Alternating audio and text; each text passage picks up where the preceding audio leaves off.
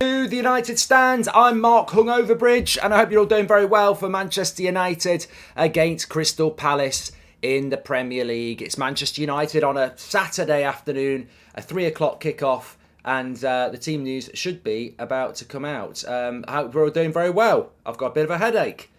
If you saw my Instagram, you probably know why. But the Arsenal are losing 1-0 as well, so it could be a good afternoon for Manchester United. Chelsea dropped points yesterday. They're probably not really in a top 4 race anyway.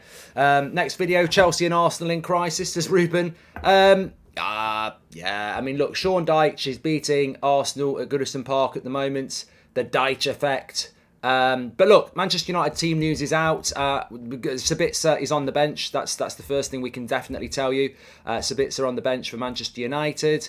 And pretty much as we would expect in relation to the team. There is a bit about...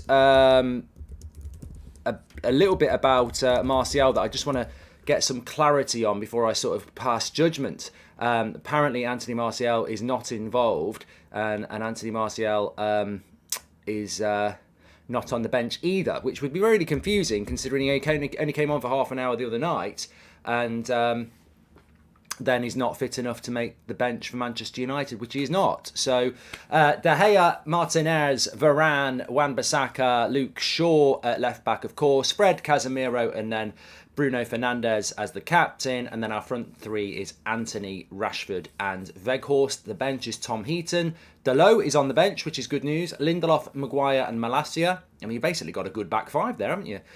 Main news on the midfield with Sabitzer, Garnacho and Sancho.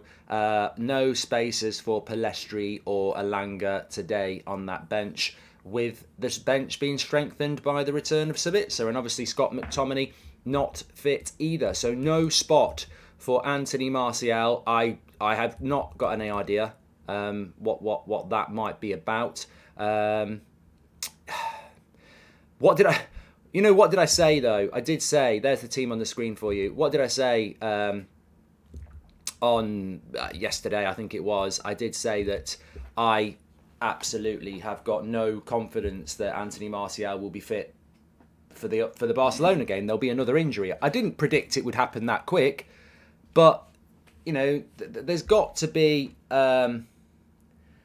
Martial breaks my heart, says Jamie. Yeah, look, let's talk about Martial to start off with. I'll keep up to date with Arsenal. They're still losing 1-0 at Goodison. This is the problem with Martial. It is heartbreaking, really. Eric Ten Hag is obviously a massive fan of Martial, as am I. I'm moving that.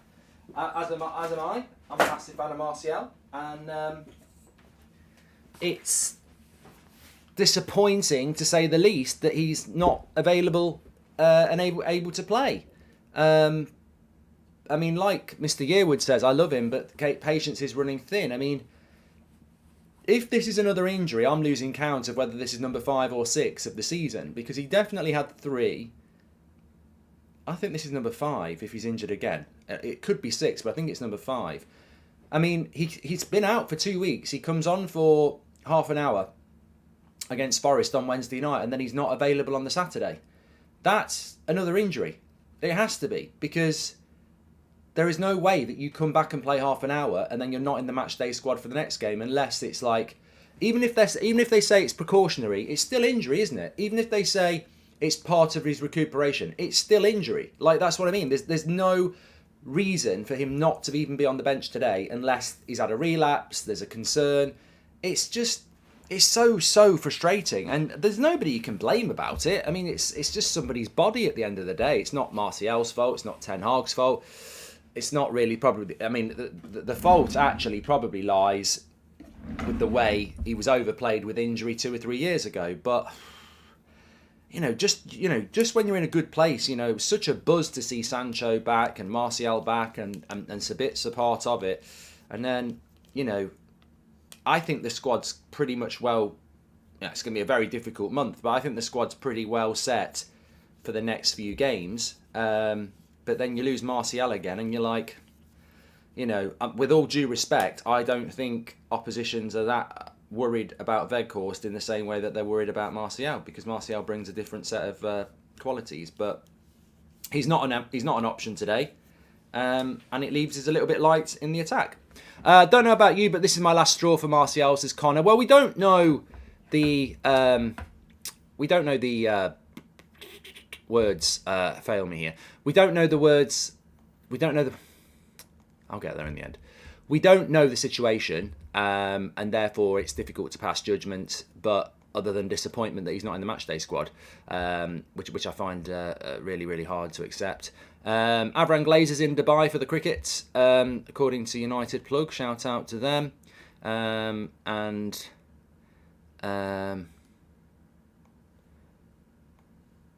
just trying to see if I can get you any details on Martial.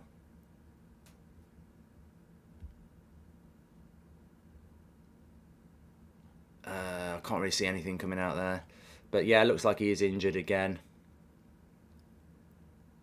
I mean, there's a few people saying, do you think we should sell Martial? How do you sell a player that's injury prone? I mean, I think it's... Man United struggle to sell players as it is. How do you sell a player that's injury prone? So, I don't know. I mean, look, realistically, I hate to say this, if Martial is injured again, I think you're treading a very thin line on how much longer he can actually continue to play football. Because he's 27 and he's had 5 separate injuries this season.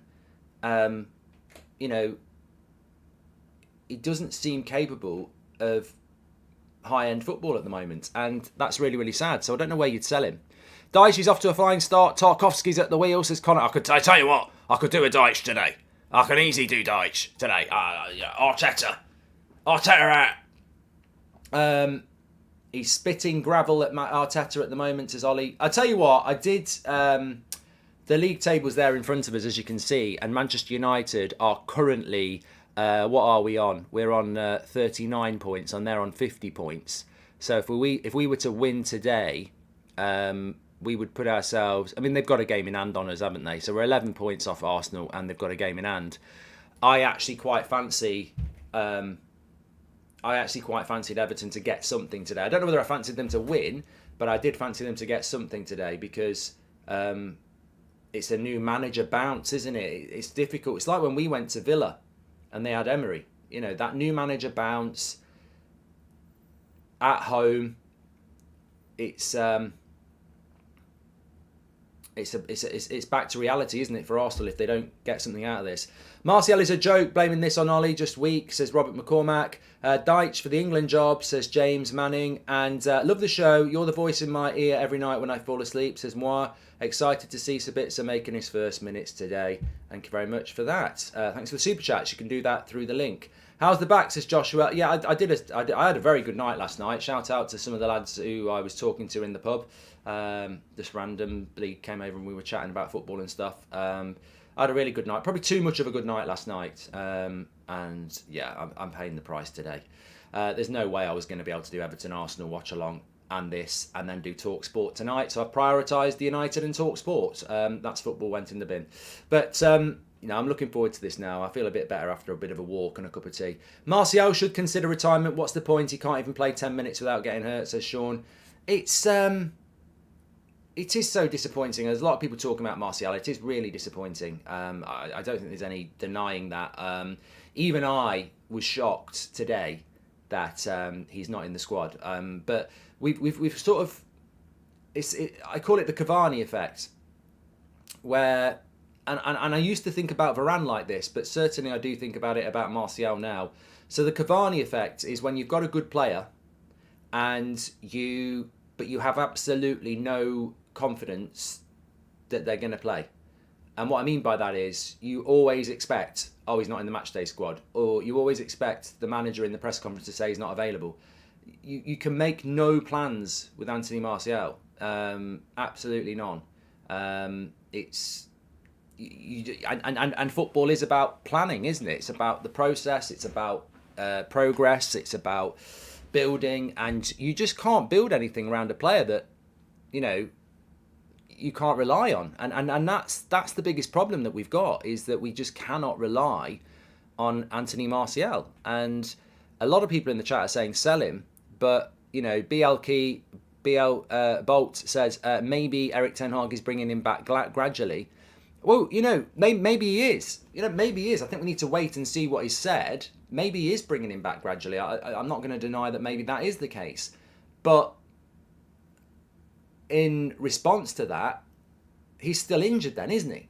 If he can't play today because we're bringing him back gradually, then you can't rely on him. It served my point. How many players play half an hour on Wednesday night and then they can't even be on the matchday squad on the Saturday? If you're bringing him back gradually, he should be having 40 minutes today or a half today. He's not even on the bench. So I'd stick to my original point that regardless of what the reason is, and maybe Ten Hag is going to come out and say, Martial's building his fitness back, we've got to be careful with him. Well, that just shows you what the problem is. He played half an hour on Wednesday and he can't even be on the bench today. So that's the issue. You can't rely on him. What if today was a massive game against Liverpool at Anfield? He can't play. How's the back, Axel? It's all right, actually. Member Darren, thank you very much for being a member for 6 months. I like Anthony Martial. And I want him at Manchester United, but I also want Manchester United to challenge for the big prizes. And if you want to challenge for the big prizes, you need to get your big players on the pitch. And if your big players can't get on the pitch, then they may as well not be there.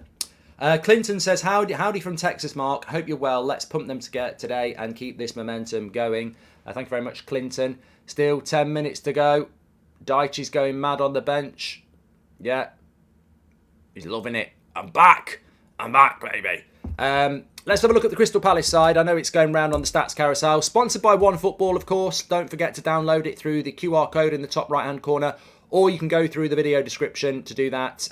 Links in there. Download it for free. OneFootball, get all your latest breaking football news, transfers, stats. I like the individual stats they have on OneFootball for the players that you can look at, which is really individualised, obviously. Let's have a look at this Crystal Palace side. Gator in goal, Klein at right back, Richards, Guehi, Mitchell, Decore, Hughes, Ayew, Elise, Schlupp and Edouard. They're a good side, but they are missing a couple of players as well. Anderson at centre-back, I think, has been very good for them. He's been out recently. And obviously Zaha is out, who's arguably their best player as well. So I think Crystal Palace are a capable side. I would not underestimate them, like some might. They are more than capable of causing us problems. But realistically, I think we all know, and Ten Hag made it very, very clear in the press conference yesterday, that this game is about 3 points for Manchester United, isn't it? That's what we've got to go for. You've got to go for these sort of points in these sort of games. And you're looking at Arsenal losing here. They're 11 points ahead of Manchester United. If we were to win today, we could close that gap to 8 points. We should have had 2 more points against Palace. That would be 6 points. And if we got a draw out of them at the Emirates, then that gap would be down to 3 points. So it just shows you that, football's we've done really, really well, but we could have been a lot closer to Arsenal. I'm not going to extend our expectations beyond what I think is a really overachieving season already. But it's is it opening the door to City? Maybe, but we've got to look after ourselves, and that's why winning today. I was surprised Chelsea didn't beat Fulham, but Fulham are actually closer to us than Chelsea, so that's a good point. Good result for Man United that those two teams drew. And the weekends could go well for us. Chris, you're a legend of the chat. He's just gifted 20 memberships. Thank you very much, Chris, for doing that. And Ronnie says, do you think the white paper leak is the reason for Glazers wanting to sell? And do you think it will be more difficult to sell now after the leaks? It says Ronnie. I don't know what leak you're on about. I've not really been looking at stuff today. Let's go Reds, says Chris, who gifted the 20 memberships. He's a legend of the chat already, and he says it's match day hype. Well, I hope we're all hyped up for today. There are other games going on today, of course. In the context of Manchester United, Wolves are playing Liverpool at 3 o'clock. That, we need to keep an eye on that. Newcastle are playing West Ham at 5:30. Brighton are playing Bournemouth at 3 o'clock as well. But United have got a good opportunity here to close up on, third place, and with Spurs playing Man City tomorrow as well, and Fulham drawing with Chelsea. If Liverpool don't win at Wolves, I think if we win today, that grip on top four becomes very, very firm indeed. Welcome to the Members Club, Neil Vella. Thank you very much for that. Appreciate it, fella. And West Ham could give Newcastle a game, says Mario G. And Santiago's having egg roasted chicken for the Watchalong. Lovely stuff. Thanks, Chris, says Tanish, who's a new member. Thank you very much to that. Martial is not on the bench, Daniel. No. We're trying to get a little bit of clarity as to, we will get some clarity on it, of course, but nothing coming in at the moment from Ten Hag. But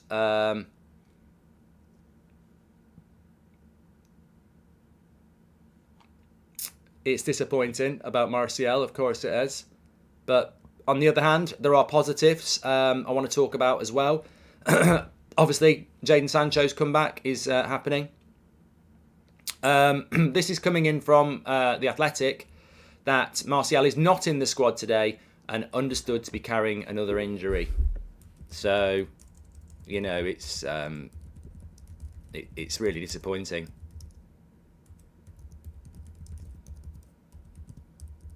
It's gutting, isn't it? That really is. What can you do? What can you say?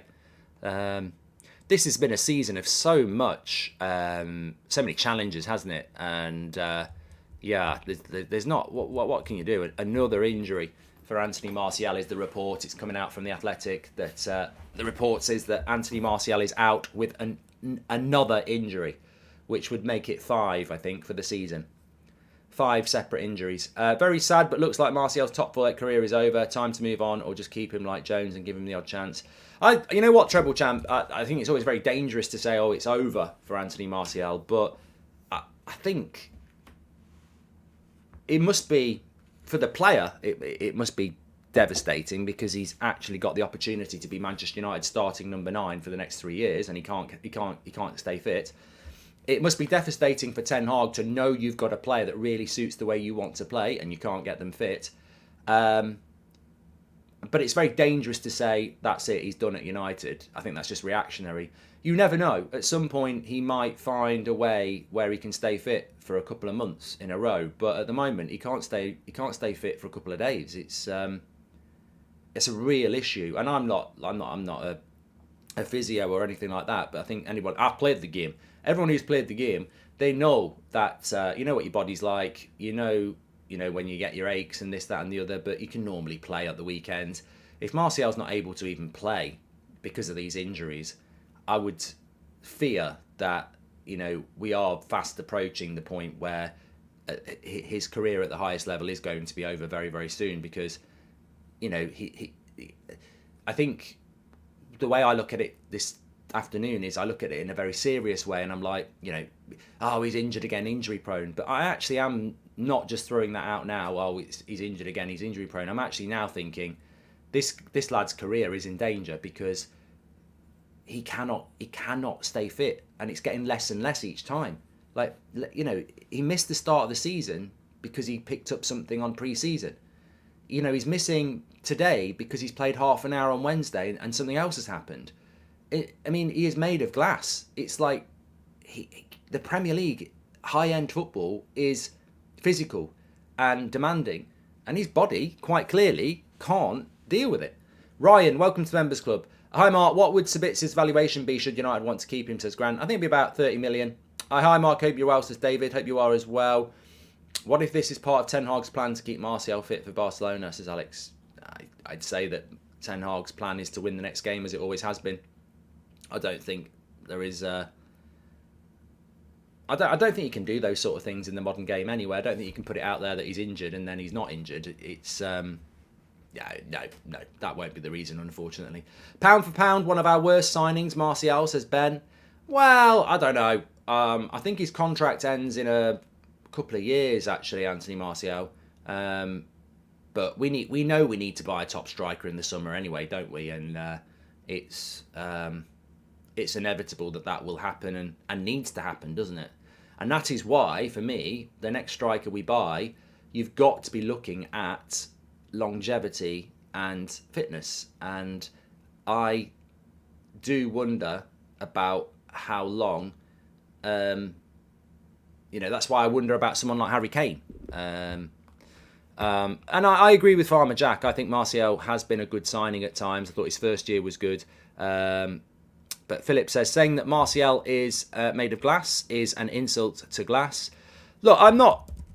I think, you know, the modern way is to be quite, you know, almost angry, isn't it? You know, but I understand it. You know, anger and frustration is a fine line. I get it. I really, really do. But remember, this is not a player unwilling to put a Manchester United shirt on. This is not, and I do feel sorry for Martial because I think he looks happy to be in a Manchester United shirt. You saw him on Wednesday night when he came on with Rashford and Sancho. You know, they get on. He likes playing for Manchester United, and I think he's happy at Manchester United. So I don't like people who get angry at Martial because you can't control the fact that you're injury prone. He's not avoiding games. That's just not what he's like. Obviously, he's always been tarnished with this unfair, lazy label that certain people in the media and ex-players have put on him, which is completely horrible. And therefore, you know, I think some people look at Martial and go, "Oh, he's lazy, this, that, and the other." That's got nothing to do with it. He's just injury. He's just injury prone, and you know, it's a big shame. Arsenal just had a shot from the edge of the box. Still 6 minutes to be added on. Few bits coming out about the Glazers, by the way. But let me just catch up on what's happening in the chats. Yeah, Philip said that. Thank you very much. Of course, Chris gifted 20 memberships. He's a legend. Make sure you smash a like on the video, by the way. It's very frustrating about Anthony Martial. He is not fit to play today. Another injury is the word on the street. What can we do? What can we do about it? Absolutely nothing. I think a decision will need to be made.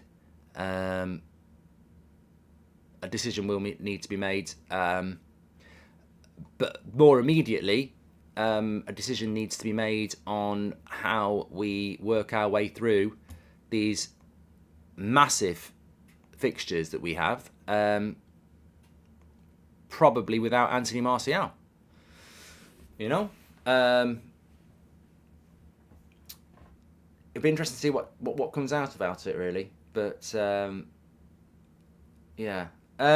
Just very quickly as well, the Glazers, a story came out this morning that the Glazers want to sell Manchester United and the debt remains. I just find that appalling. You know, how people can buy this football club and take on the debt makes no sense to me at all. I don't understand that at all. I'm not saying it can't happen, but, you know, why would anybody buy Manchester United and take the debt of the Glazers as part of it? That debt wasn't there when the Glazers bought us. The Glazers created the debt so they could buy the club. Why, when they go, the debt should go with them. You know, whatever their profit is, they should pay that debt off. It's remarkable. And it sort of created a bit of a debate this morning where people were like, oh, it was inevitable that they were going to do that. But it's not inevitable that that's going to happen because it's quite frankly wrong. The debt, Manchester United were not in debt. The Glazers bought us and put us into debt so they could buy us. And then when they go, they should clear the debt with the profit they're going to make from what they bought us. And it's bad as well because if somebody's going to pay $6 billion for United and then they're going to be $500 million in debt when they buy us, and then they've got to spend $2 billion on a stadium, you know, that $500 million should be, the Glazers should take that, and then that $500 million could be spent on infrastructure at United. So, look, I suppose we're going to get more and more of these stories coming up over the next few weeks as bids, etc., come in. But it just sharpens the mind, doesn't it? That these current owners of Manchester United are very much. It's just about the money. That's what it's about. I'm really excited to see what Sabitzer brings to the team. Hopefully, we can make him permanent at the end of the season if he fits in. Says Keenan. Yeah, I sense there's a lot of excitement and joy around. It's kicking off between Everton and Arsenal here. I don't know what it's all about. Might get a late red here. Let me just see what's happening. The referee's just stood there. He's calm. He's got his hands on his hips. He's waiting to see what happens here. Well, Arsenal are going to lose 1-0 to Everton anyway, but are they going to lose a red card to Zinchenko? Let's have a quick look.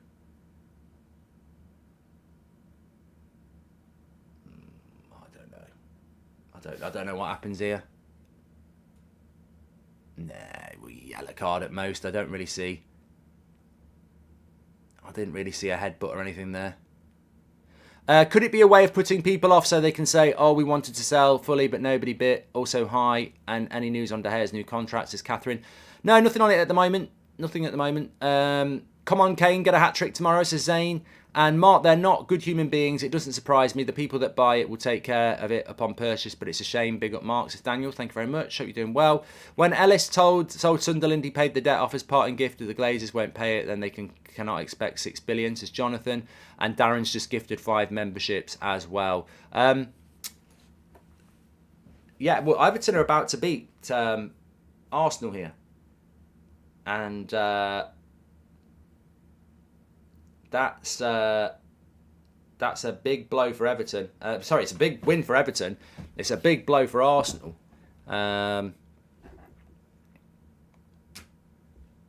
But, you know, Everton have made a very good change.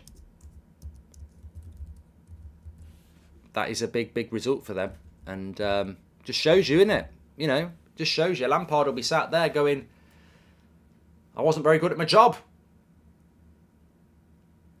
There we go. But that is the final whistle, I think. Is it the final whistle? No. I think that with Sabitzer, it's rather interesting, isn't it, with Sabitzer? Because I thought he might start today, but he's on the bench. He's gone with Fred and Casemiro, which we're all, you know, I don't think anybody's got a problem with that. But I'm sure, you know, it's a bit like having Sancho on the bench, isn't it? You've got something to look forward to in the second half. I think Sabitzer could have started today. Final whistle. I think Sabitzer could have started today, but I think that Oshie 45 games missed last 2.5 years. Kane just 5, says Chris. Okay. Everton 1, says Jordan. Yeah, we're just looking at it there. Yeah, I think Sabitzer could have played today, but ultimately it's down to the manager, isn't it? He's gone with what he's got with, and I think you know, you can't argue with that, really. I don't know what's going on there. 1 minute. Elias, welcome to the Members Club. Thank you very much. All right, Sam.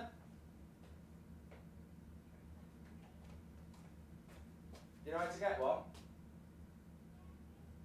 What?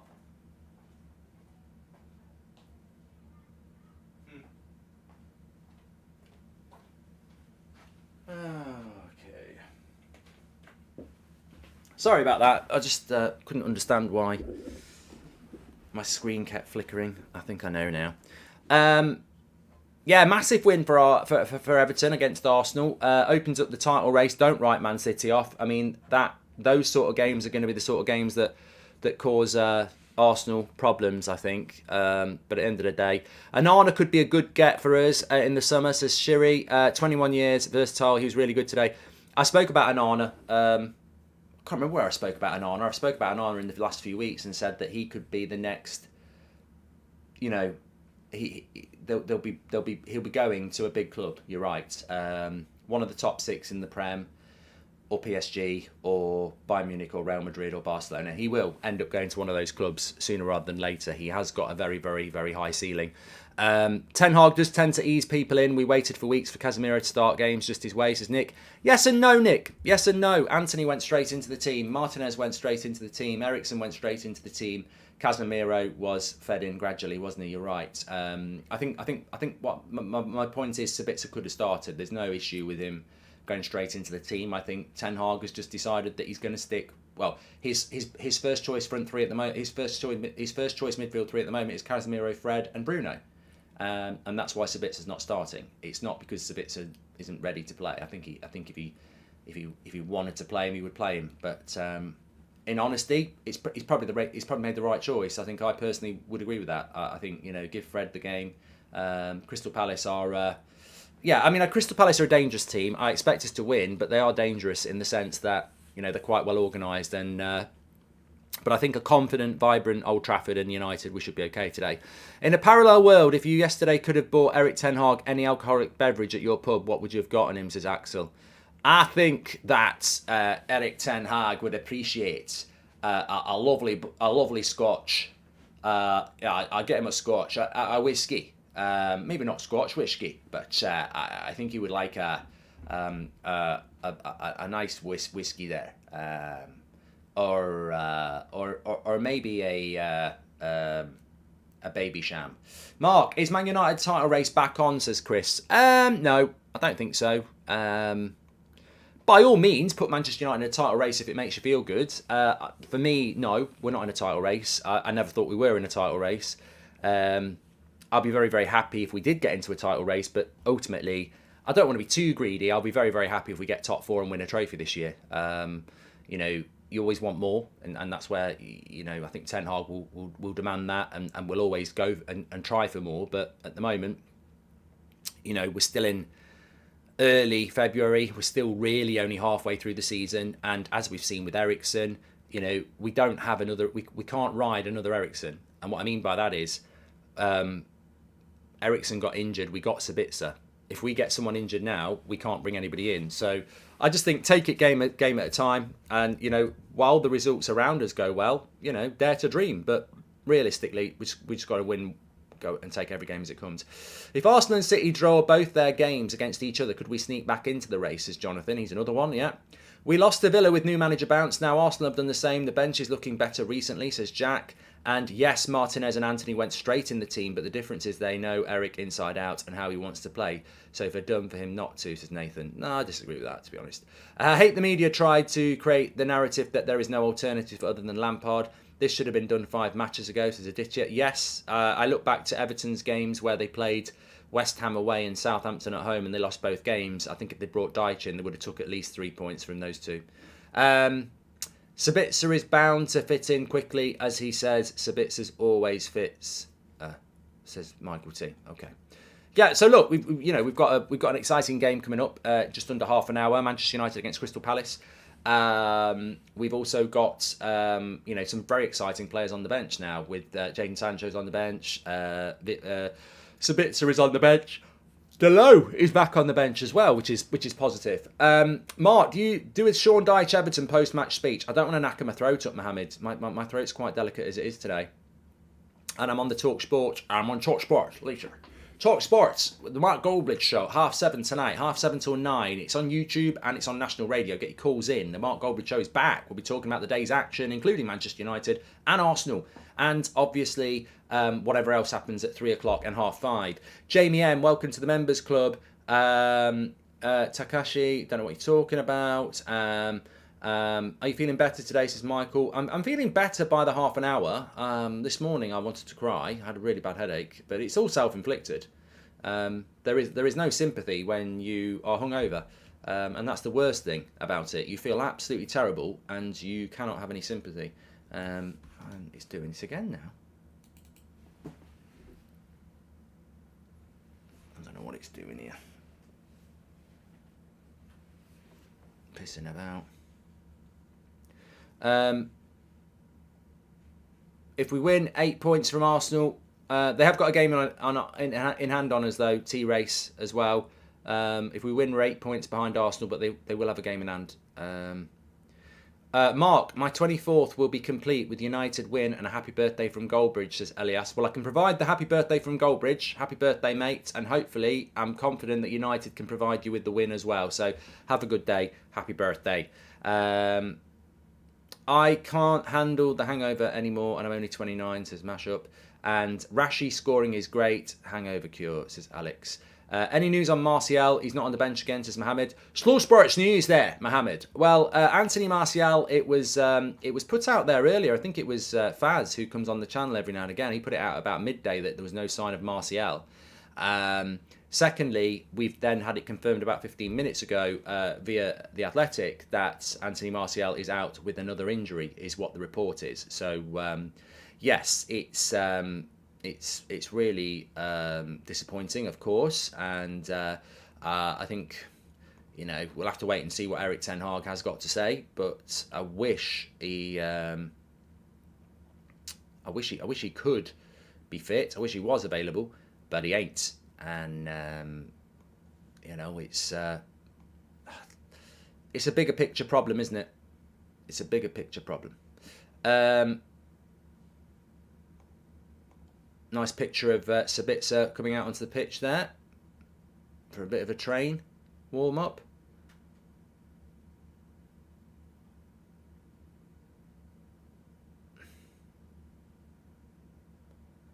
I'm just trying to see if we've got to any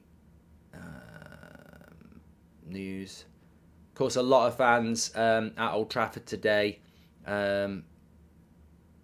paying tribute to the tragedy in Munich, which is obviously the 6th of February, but this is the closest game at Old Trafford to that. So people gathering around Old Trafford around the memoriam, which is always, poignant for Manchester United fans at this time of year every year. And nothing coming in from Ten Hag yet, but he will be talking to the media, so we just have to hold fire on that one and wait and see what he's got to say. I'm sure he'll be asked about Anthony Martial, and in fact he has spoken about Anthony Martial. Let me just give you some updates here from not from Anthony Martial himself, it's from actually Erik Ten Hag. He said, Ten Hag has said this: he had a setback from the game when he returned, he dropped a little bit back, we have to wait, we have to be patient. So yeah, he's basically played half an hour and had a setback, so he's injured, isn't he? On Delo and Sabitzer being ready to play, they wouldn't be in the squad otherwise. They're ready to play. They could start as well. We have a good team today with the return of Rashi and De Gea. And he says, we know what to do. We've lost points in the last 2 Premier League games. We can't get them back, but we have to learn from them and perform better today. And I said that yesterday, didn't I, in response to Erik Ten Hag's press conference. I do sense that there was a real...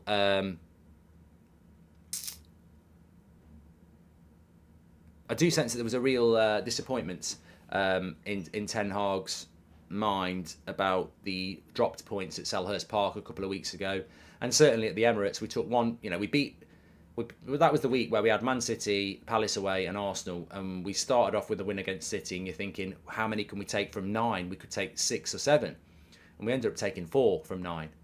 But we beat Man City, so I think he's disappointed about that. To lose to Arsenal and draw with Palace, 1 from 6. I think obviously Ten Hag knows that. I mean, look, as a manager, you probably don't think you can win the league, but doesn't mean that you don't want to try and do it. And I think that was a bit of a blow. Arsenal losing to a desperate Everton team is fine. It's happened to City many times. New managers come in, give us a good bounce and higher win rates, as it's Louis. Yeah. I mean, I'm very impressed with Deitch beating Arsenal. Actually, I think it's a cracking result. I'm not surprised. I think that's fair to say. I'm not surprised by it. I think they're more than capable of doing it. But new manager bounce is the thing. How long do you think Martial will be out for? Says ADK.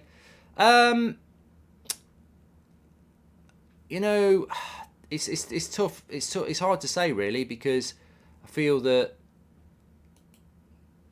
it's a tough one, because we don't know what the issue is in the first place. I can't remember I don't know what the injury was this time. So yeah, I'm not sure.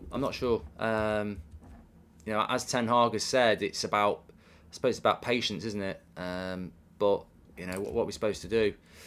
We just got to get on with it, really. The stats carousel's going round for the team for you, but the Manchester United side, if you've not seen it, is De Gea in goal, Wan-Bissaka, Martinez, Varane, Luke Shaw, Casemiro, Fred, and Bruno, and then Anthony, Rashford, and of course Weghorst. No place for Anthony Martial on the bench, but there is a place for Sabitzer. Sabitzer is on the bench.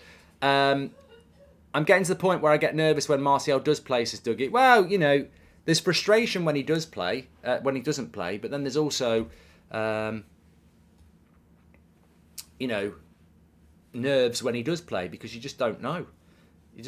I hope Anthony's man of the match today, Marcus. Sean Dyche is the GOAT, bottom of the league, beating top of the league. He has well deserved his gravel tonight, says Jackie Boy. And has it been said why Martial is out? Says Alex. Another injury is what's been said. Ten Hag has actually said that he had a setback after playing on Wednesday, which means he's injured. It's you can paint it however you want, but the reality is he's injured, isn't he? A setback means he's injured. Like if you play half an hour on Wednesday but you can't even be on the bench on Saturday, you're injured. A setback is injury, isn't it? So we'll have to wait and see. But I've already said it. We've already said it. We've all said it. You just can't trust Martial now. It's not his fault. It's injury, but you just cannot plan. And I think that's the big thing. I think Ten Hag has now got to start building his team around either Weghorst or Rashford as the striker, because you can't just keep thinking Martial's going to come back and be the solution. He's never going to be able to play 3 or 4 games in a row. So actually, Ten Hag now, between now and the end of the season, I think he's got to go with Weghorst as his starting number 9, or maybe put Rashford there and go, that's how I'm going to play. Because the Martial way that he probably wants to play, you're hardly going to get to do that. Do you think Martial could move into a coaching role, says Keel? I've got to the point with Martial where I expect him not to be available, and if he is, it's a bonus, says Joshua. Exactly. One thing's clear, though. We need another striker. Exactly. I think it's time to sell Martial and sign Weghorst and get Osman in the summer, says Raz. Thank you very much for those super chats as well. Please do subscribe to the channel as well. Bottom right-hand corner to do that. We're about 20 minutes away from the start of this game. If you are struggling to, this is a 3 p.m. UK game, so it isn't televised. So if you're struggling with that, it will be on radio. I think MUTV have it as radio commentary as well. Obviously, if you're outside the UK, you probably just get to watch it. I'm tired of talking about this stupid rule we have in the UK, whereby you're not able to watch these games on normal outlets, but you can get radio coverage as well. A player is horribly injury prone when we're not even told what the injury is anymore. Just another setback, says Nick P. Thank you very much, Nick. Do get involved in the chat. I would appreciate that, because not everybody will find it easy to watch it. So give us your thoughts. Tactic. I always like it on these games. I've not said it for a while anyway, but I would like to see a little bit more of this in the chat. I like it when people give us a bit of, we haven't done this for a while actually. Give us some of your tactical thoughts throughout the game. When you're watching it and you see something and you go, Fred's closing the passing lanes well, or he's breaking the lines well, or I like the way Wan-Bissaka's covering his back, but those sort of things. It'd be nice. I always like that sort of conversation. Why are Arsenal haters so fast to criticise? Says it's Louis. Look, I think we're safe. I don't think there's going to be many Arsenal fans around here at the moment. But what makes me laugh? It's the reactionary analysis of football is so tiresome, isn't it? Arsenal just lost to Everton. Oh, the bubble's burst. They're rubbish. They've been found out. They're going to fall apart now. No, they've just lost to a very, very, very focused Everton team at Goodison Park that's rocking for a new manager and motivated in a very, very competitive Premier League season.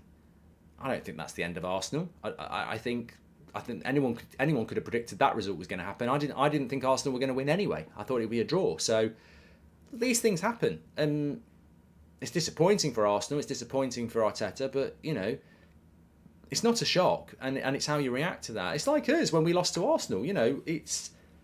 I wasn't shocked that we lost to Arsenal. I think especially without Casemiro. It was disappointing to lose. It was disappointing. No one likes losing, but you look at it pragmatically and you go, it's not a shock. These things happen, and it's how we react to that. And the league is a very competitive league. I wouldn't be surprised if West Ham get something out of Newcastle at 5:30. I wouldn't be surprised if Wolves get something out of Liverpool at 3:00. Would anybody be surprised if Crystal Palace got a draw today? Actually, I would. I think United winning this game is probably one of the most predictable results of the weekend. Zach, thank you very much for your message. And the amount of games we have, we need Rashi up front with Sancho and Anthony on the wings. Martial reminds me of Dembele. Way too fragile. Is Scott back soon, says Mohammed. We don't know what the issue is. I think McTominay's got a stomach muscle injury, hasn't he? So probably a week or two for him. Happy Hour Network says, I'm hoping to see Bruno continue his form into this game. Very important to start February strong despite the recent news. Yes.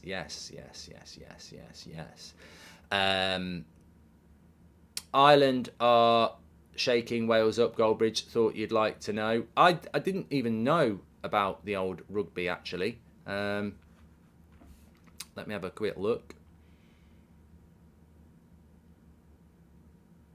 England are playing at 4:45. I'll be able to watch that a little bit afterwards. But Ireland are smashing the Welsh. You're right. You're right. You are right.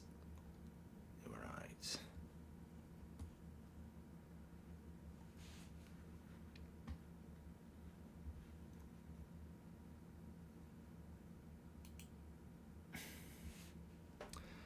Any threats from Palace today, says Akash? I think that, you know, any Premier League team is capable. Decore absolutely bossed the midfield for Everton, says Kidane. Yeah, I think that, you know, that there's always a Premier League side is always capable of doing something, and I think that Palace have got this ridiculous record at. I think they lost this year, didn't they? But they were 2-0 up at half time, weren't they? Palace always travel well to Manchester, but the blue side, so they are capable. Palace are a funny team. Palace's problem is Palace have almost been written off as a team that's not doing well. Their problem is scoring goals. I think they only average about half a goal per game at the moment. So, you know, they're not even averaging a goal a game. So that's their problem. It should be a United win, but, you know, if we don't play well, they've had 2 weeks off as well. I mean, that could go one of two ways. That could make them very rusty, or it could make them a lot fitter than us. Fresher, sorry. I refuse to believe Goldbridge. Thank you, Roddy. And seeing how Martial is perpetually unavailable, should we go for two players that can play in the position? Who would be your choice? Says Go. Osman. Osman would be for me, and maybe you keep Veghorst. Hi, Mark. Have you heard of the CDM called Hardin? He's from Australia and is the man, says Apex. Thank you very much. Could you please do a Rugby World Cup watch along, says it's Louis. I can't do it today, mate, because I've got to do all the reaction to this. I mean, England in the rugby kicks off at 4:45. We'll still be live here, and I've got to do the match reaction as well, so it wouldn't be possible. I've got me burgers as well after this tonight. I'm looking forward to that. Homemade burgers. Love it. Love it. How's the back feeling, Mark? And I hope you're feeling better, says Sui. So basically, I hurt my back trying to take my shoes off last night. My shoes were very nice shoes, but very tight. And as I was pulling them off, I hurt my lower back. I don't know how that works, but I did. There we go. Why is Martial not on the bench, says Sidan? Because he's injured. And Wholesome Bagel, welcome to the Members Club. Thank you very much for joining. I've played the game, says Mustafa.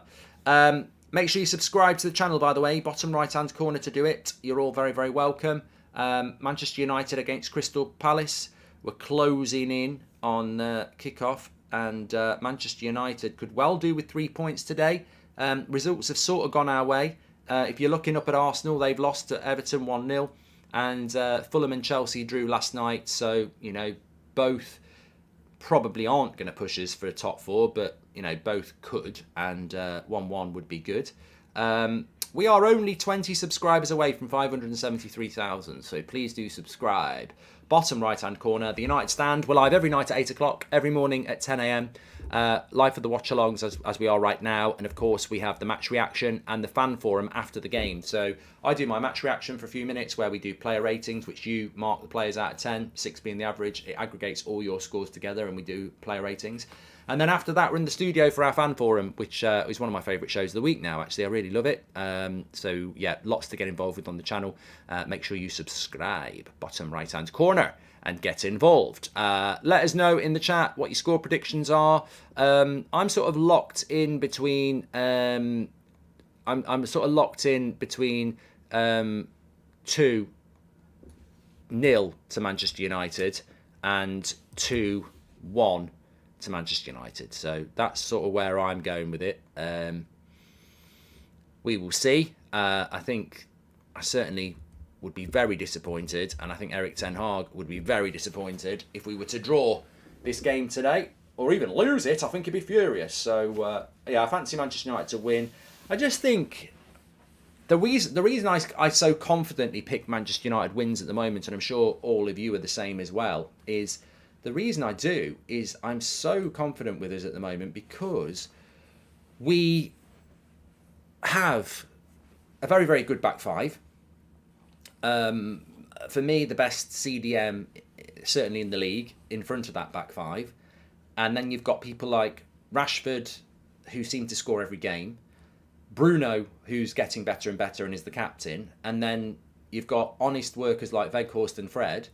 And then you've got the unpredictability of someone like Anthony. So I don't really see any weaknesses where we're going to get beat. I don't see United being 2-0 down. I don't. It can happen, but I just think the results aren't happening by accident. I think sometimes, certainly in the Mourinho era, the Solskjaer era, we were capable of winning, but sometimes you wondered how, because you could see how we could lose. I think there's a change at Manchester United. I really do. I think, as I say, over the last few years, you go into a game and you can really see how we could lose it, and obviously sometimes we would win. I go into games now and I go, I don't really see how we're going to lose this game. Sometimes I do, like when we went to the Emirates, I was like, I've got to concede the fact that we might lose it, and I'll probably feel the same against Barcelona in a couple of weeks. But Palace, Leeds, Leicester, I just feel that we should be winning these games. You got to respect them. Of course you have, but I'm confident that we'll win. Hi Mark, hope you're well. Why do you think United is not using red, black, white combination like they did in the Zera at Naughties? Used to love it, says Said. And Eric Ten Hag better than Ollie. And Wreck-It Ralph, says Drew. Thank you very much. I assumed your tweet last night was about the Glazers. Was it your shoes then? Also, what a surprise the Glazers going to leave the debt, says Glenny Boy. Palace lacks a cutting edge in attack without Zaha, says Steve. I agree. I mean, look, we're about to play Palace. We're about 10 minutes away from the start. I completely agree. I can see the United stand office. I completely agree. It's Crystal Palace don't look like they can score. Look, Slow Sports News. It's not breaking news. Manchester United at Crystal Palace a couple of weeks ago at Selhurst Park. They're competitive, but they don't create anything. And the goal was a worldie. The free kick was a worldie, and they nearly scored a worldie just before half time as well, didn't they? Which was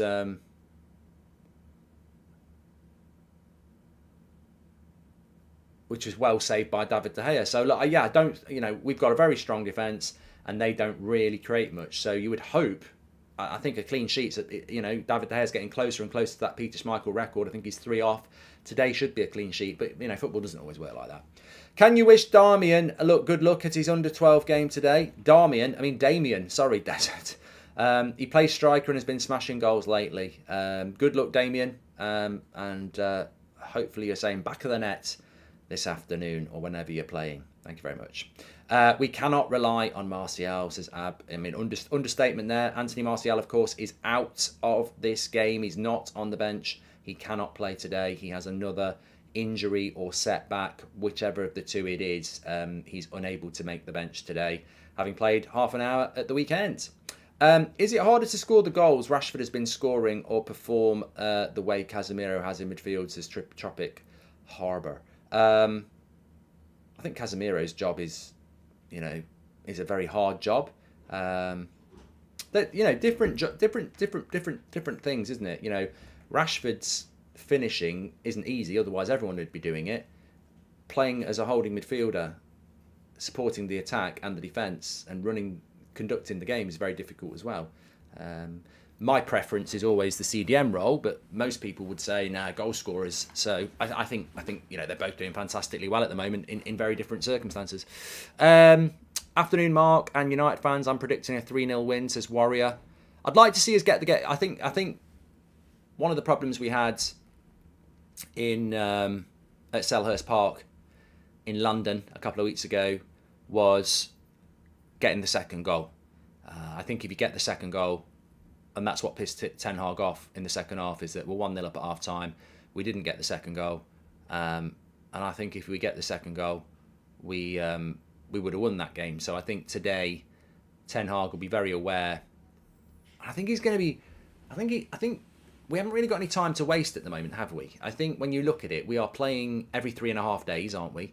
And I think Ten Hag will be very mindful that let's try and get these games won. Let's try and get them done early, because you can make 5 subs. And, if we were 2-0 up after an hour, you start bringing them subs on, don't you? You start getting Sabitzer on, you get Sancho on. And whilst it's good because you're giving those players game time, you're also giving your tired players a bit of time off. Look, the Premier League's very competitive. You can't have it how you want, but I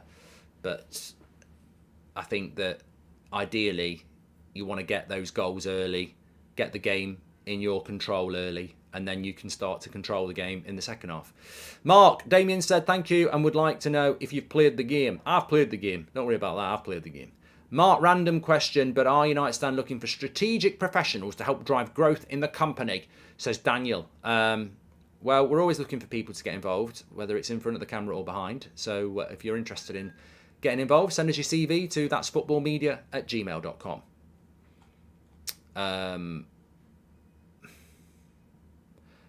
Did Sancho play well? I'm not sure he has given his price tag to Stephen Carr. I thought Sancho did well on Wednesday, considering he's been away for 3 months and he's had a lot of issues. But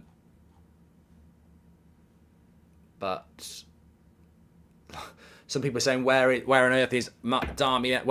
I've got Darmian on the mind now. Where on the earth is Martial? Martial's not fit. He's not fit. And he's not on the bench. So there we go.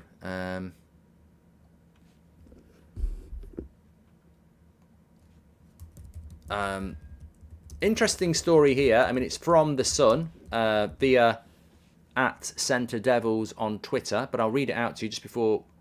We are only a couple of minutes away from this game starting. Mason Greenwood would consider a move to China to revive his football career if Manchester United end his contract. The 21-year-old was reportedly unhappy that the club didn't stand by him. Now, look, take that with a complete pinch of salt. It's in The Sun. Maybe that'll be something to discuss tomorrow morning on the morning show. But I think that would solve a lot of issues for everybody, really. I think that's what he should be looking to do. But we'll see what happens with that. Let's not get dragged down with those conversations again today. It's been a sensitive and dramatic time, I suppose, the last couple of days. Today it's about what matters most, isn't it? Manchester United playing games of football. Dan B, thank you very much for the super chat. And ABC as well says, okay, I'm officially sick of Martial's fitness now. Erik Ten Hag will surely be furious with the player and his management of his body. Varane seems to have nailed his fitness this year. Nah, I think that's very hard, ABC. It's the same with Phil Jones, isn't it? I don't think Phil Jones is, not looking after himself. His body's just broken. I've played the game. I've played the game. I remember playing for my school team when I was like 15, and we had a player that was decent, and he was always injured. At 15, no one ever used to get injured at 15. He was always injured. He always had something, and effectively, it's just some people's bodies are very susceptible to injury, and some people's bodies are completely the opposite. You look at Bruno Fernandes. I don't think Bruno Fernandes is. Touch wood, it never happens. But you can't avoid. If someone breaks your leg, you break your leg. You can't stop. The Eriksen tackle. If that happens to Bruno, he's out as well. But Bruno is not one of those players that tweaks hamstrings or turns ankles or he's. And then you've got Martial, who is. It's life, isn't it? It's like the person who likes the one show and the person who wouldn't shit on it if it was on fire. So it is very frustrating about Martial, but it's also one of those things that I don't think you can blame the player. Can we take a moment to appreciate how we are no longer British FC and we haven't had to see any more Maguire? We go again, tweet, says Michael. And if you're interested in knowing, Germans pronounce Sabitzer as Sabitzer with a long A or a long A, says Lone Ranger. Thank you very much for that. Appreciate it. Right, I've got my earpiece in. You can catch it on the radio as well. I'm sure a lot of you are watching. Keep us up to date with what's going on. I will sync in the timer with what I hear, but obviously some of you are going to be ahead, some of you are behind, whatever. So that's how we're going to run the timer. And You know, as I said before, I would like to see some people in the chat today giving us a bit of tactical analysis for once. We've not done that for quite a while. Great to see the actor James Nesbitt there, stood with Sir Alex, a cracking actor, big Manchester United fan. But you know, yeah, I'd like to see some of that today. I'd like to see some analysis of how you think the game's going if you're watching it, and you know what players are doing well, etc., etc. What players are not doing well. You know what you know, tactical stuff is what we like to see. Please do subscribe to the channel. I think we've hit. I've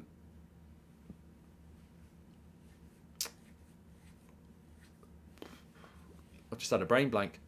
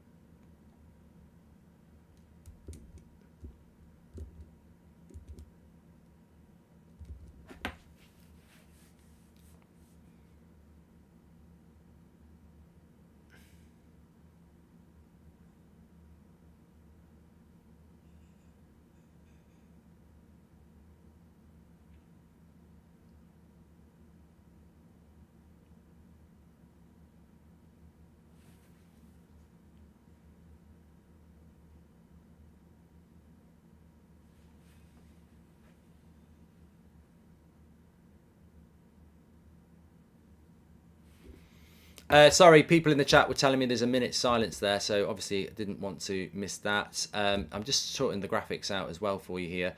We will sync the timer in with what we hear. Ten Hag seems to be a manager that doesn't like changing a winning team. Even in Ajax, both Martinez and Anthony actually didn't come into the first team until they were on a losing streak.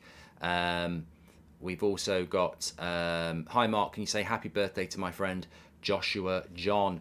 Thank you very much for that from V Alfie. I'm just about to start the timer for you. Andre Mariner is the referee here, and Manchester United will start off, of course. Crystal Palace have actually started it off, and there we go. What's your score prediction, Mark? I'm going to go 2-1 to Manchester United, mate. 2-1 to Manchester United. We are objectively a better team with Martial, but he's made of glass. Time to get a Martial-like who's more reliable, says Luke. I think Osimhen's the one that Ten Hag wants. Harry Kane, I don't think he would mind Harry Kane, but I think Osimhen's probably the one he wants. Harry Kane's probably more gettable, but Crystal Palace have started off very energetic here against Manchester United, and that is something that we need to keep an eye on. You know, as we discussed the tactical progression of the game, remember that Crystal Palace haven't played for 2 weeks. They weren't in the FA Cup last week because they got knocked out. We're on 573,000 subscribers. Thanks, everyone. Please do subscribe. Bottom right-hand corner.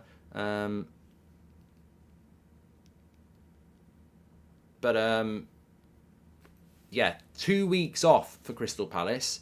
Will that be a help or a hindrance? In those 2 weeks, Man United have played 4 games. 2 weeks off for Crystal Palace. And they've got an early free kick that they can whip into box here.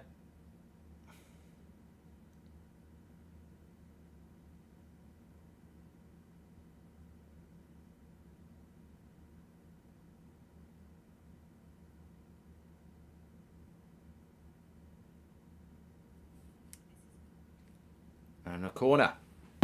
Corner to Crystal Palace. Manchester United. Career mode's back on Monday, Rami. I was playing it yesterday.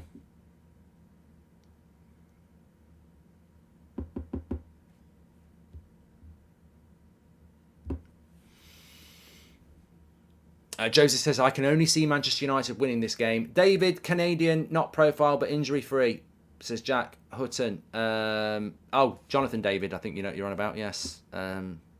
Well, you know, there are always going to be options, of course. I don't think that we're going to, you know, we've got to go with what we've got, haven't we, at the moment? In that sense.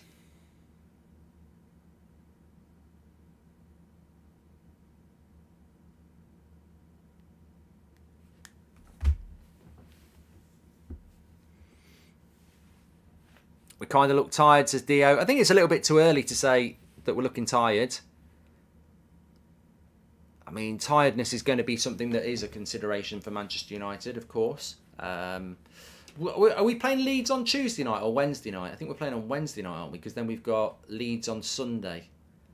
Let me know in the chat. Are we playing Leeds Tuesday or Wednesday? I mean, in a way, I'd rather play Tuesday, but being as this is Saturday afternoon, but I think it might be Wednesday. Yeah, it is Wednesday. Thanks, Sam and Bob.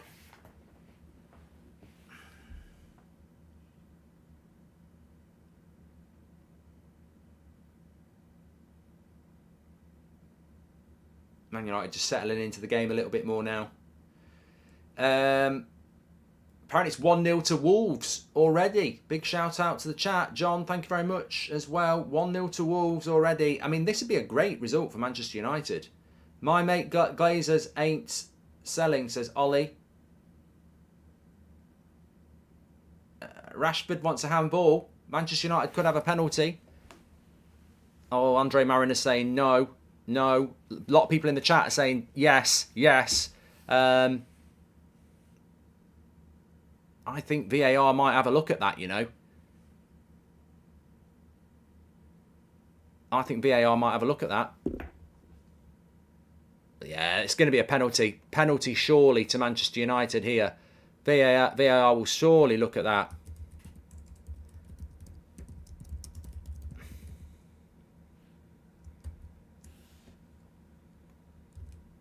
This would be a dream start.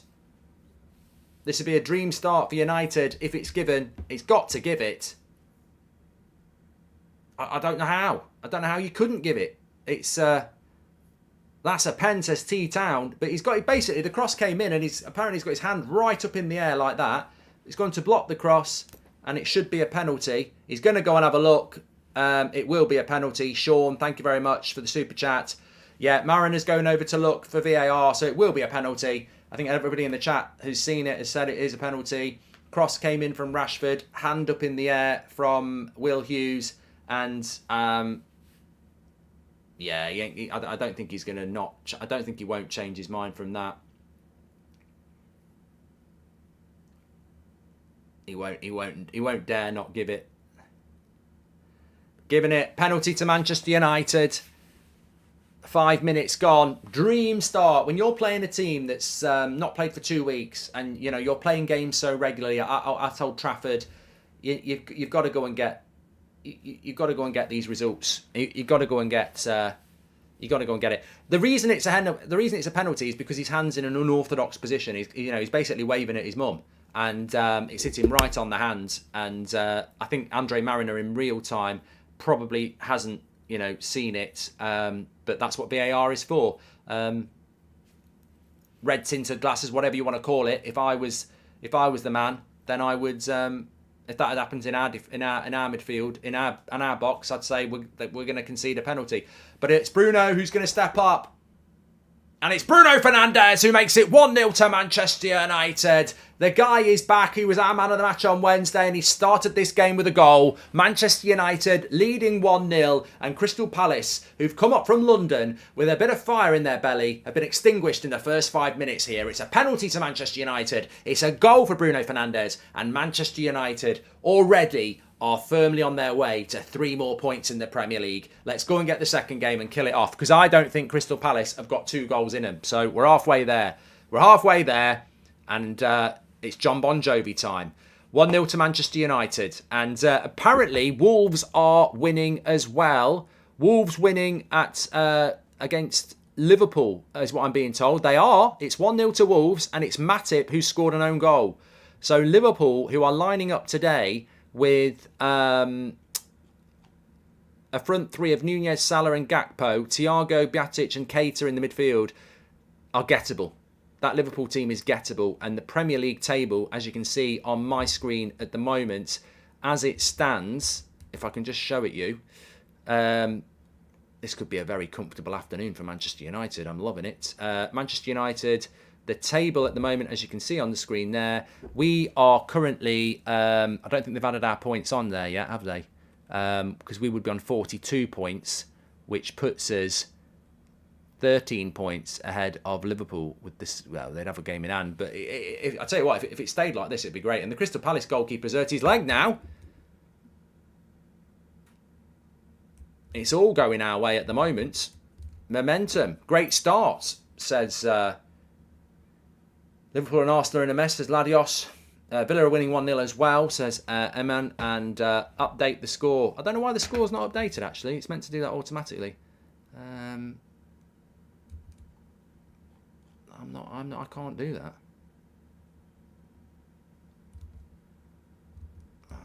Let me send a message.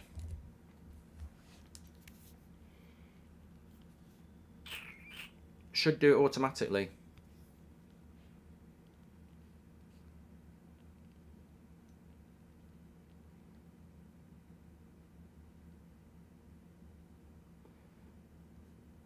Okay. Apparently there's about a minute delay, so it will come through in a minute.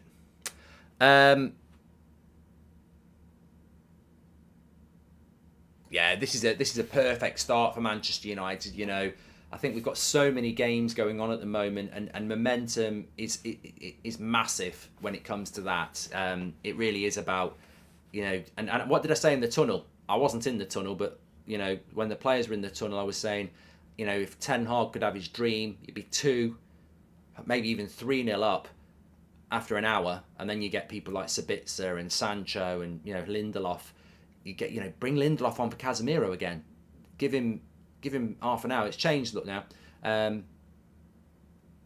But there's a buzz around United now as well. They've got, you know, we'll play better when we're 1-0 up because there's confidence. The crowd are, you know, we've basically been given a freebie, haven't we? You know, we're 1-0 up without having to do anything. So, 2-0 to Wolves. Wow. What is going on at Liverpool? Unbelievable scenes. Unbelievable scenes here. 2-0 to Wolves.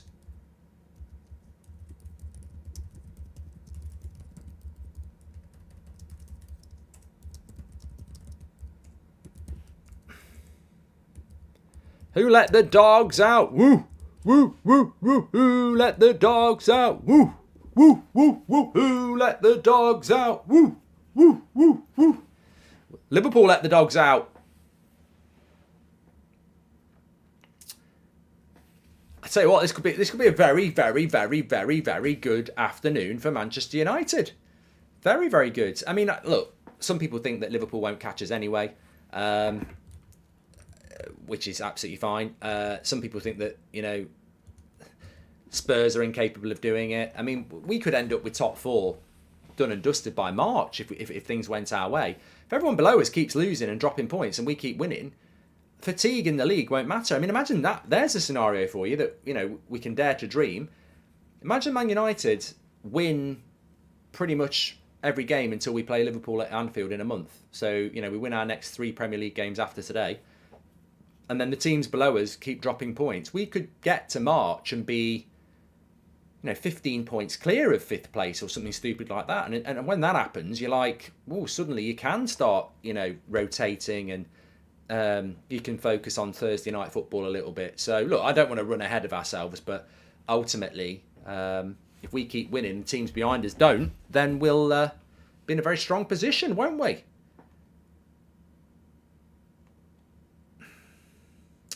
Fernando says, with the improvement of Wan-Bissaka's game, what is something you have noticed that the media maybe hasn't picked up on? I don't know what that means, Fernando. Are we talking about why Wan-Bissaka's game's improved that the media hasn't picked up on? I think with Wan-Bissaka it's a 100% coaching, but more importantly, I think so much of the game is played in the head. Confidence, you know, belief. Nice ball into Wan-Bissaka and it's a corner to Manchester United. Confidence and belief, I think, will be a huge thing in the mind of many of these players. I think Rashford as well. But yeah, Wan-Bissaka's just like a different player, and I think it will be confidence and belief, and then, you know, instructions on how to be a better player. Remove Van Dijk, Liverpool are nothing. It's happened before, says Christopher. Oh, what a save by the keeper. Manchester United nearly 2-0 up. I don't know who it was with the header, but it was going right in the top corner, and the goalkeeper's pulled off a really good save. It could have been 2-0. It could have been 2-0. I had to put my best friend Bronco to sleep this morning. He was a 5-year-old Doberman. Sadly, had abdominal bleeding, and I'm lost, says Sean. You know what, Sean? For a minute there, I thought you were talking like about a human best friend. That is really sad. You know, dogs are like your best friend, aren't they? And you know, I remember when I was a kid, one of our dogs getting put down, and it was horrible. The reason people love dogs and the reason animals are so painful when they pass is because they can't talk. So everything's sort of like emotion, isn't it, with them? I feel bad for you, mate. You just got to grieve, haven't you? If Liverpool don't get Europe next year, do you think they are still in the running for Bellingham? Also, good to see Delo on the bench. No, I don't. I think if you're not in Europe, if you're not in the Champions League, it's a risk. I already know you're next. That's Football Upload. Liverpool crisis again, says Giovanni. And it's not that Liverpool are poor. It's that fate has decided Everton are going down and it's trying as hard as it can to enact it, says Dan. It's okay. Lots of people saying sorry for your loss about the dog. Yeah, it is. It's heartbreaking. They're loyal. That's the difference, says Ben. That's exactly it, yeah. You know, a cat can be really miserable if you know, my cat the other day, I was doing some work and I didn't realise it was raining. Here we go. I was doing some work and I didn't realise it was raining. So I went into the kitchen and he was at the back door, wet and in a right bad mood. And I let him in. He didn't want a stroke. He just ran off to his room, right? If that was the dog, they would want a stroke and everything, even though they're pissed off that you've forgotten about them.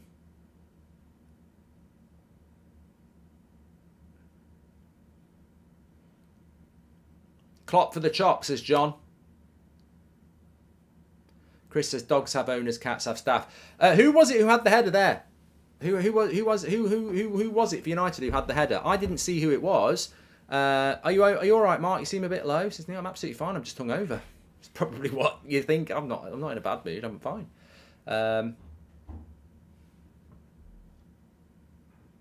It was Veghorst who had the header. Thanks, everyone. Samuel, thank you very much for becoming a member of the channel. Thanks for supporting us. Veghorst with the header. It was a good save by the keeper. Very good save. Just shows what you can do when you put... Veghorst is a penalty box striker. And United are dominating Crystal Palace here. What have we had? 15 minutes. We've had the early goal from a penalty. Crystal Palace don't really have anything to offer at the moment. It's all counter. And... Hi Mark, if we couldn't get Sabitzer, would you have taken Pogba on loan till the end of the season, says Rooney. I don't think so, mate. I'd take Paul Pogba over nobody because nobody is, anybody's worse than nobody, but I don't think that would have been a genuine opportunity, really. Big Daddy, thank you very much for the super chat there.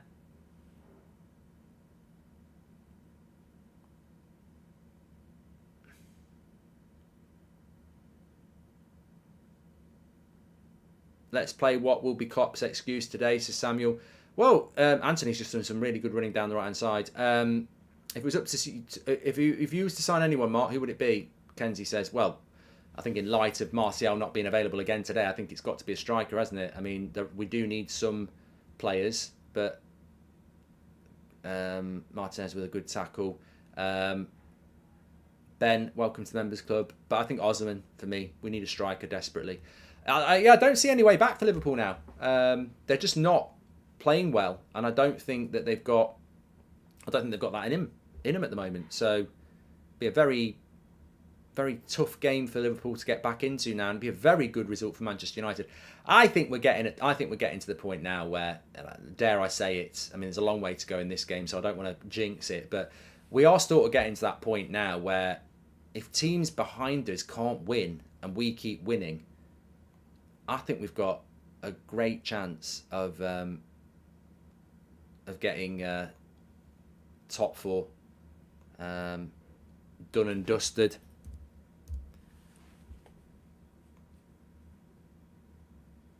But what I mean by that is I'm not saying now. I'm not saying it's done and dusted now. What I'm saying is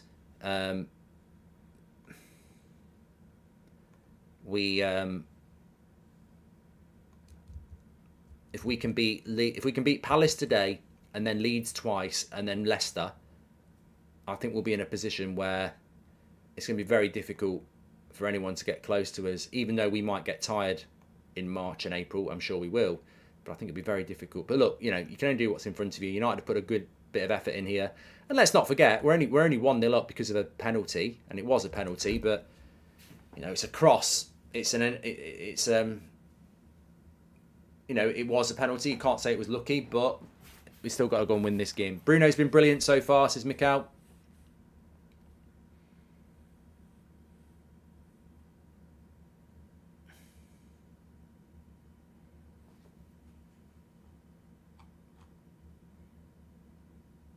Lots of love in the chat coming in for Bruno. He's just knocked a lovely ball out to Luke Shaw as well. His passing is really, really good. Rashford's in behind. I think he might be offside. Isaac, thank you very much for joining the members club. Appreciate that. Don't forget to subscribe.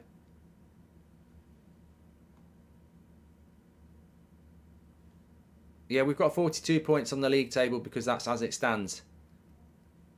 There.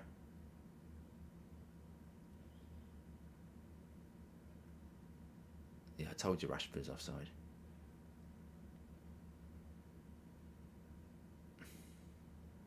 I've already done a video on That's Football last week when they got knocked out of the cup by Brighton, saying Liverpool in huge crisis. I think the next video will have to be Liverpool in super huge crisis or massive crisis. Casemiro's just been caught on the knee here. I think he'll be all right. But Mitchell, who was roughing up Anthony in the last game, he's just caught Casemiro on the knee.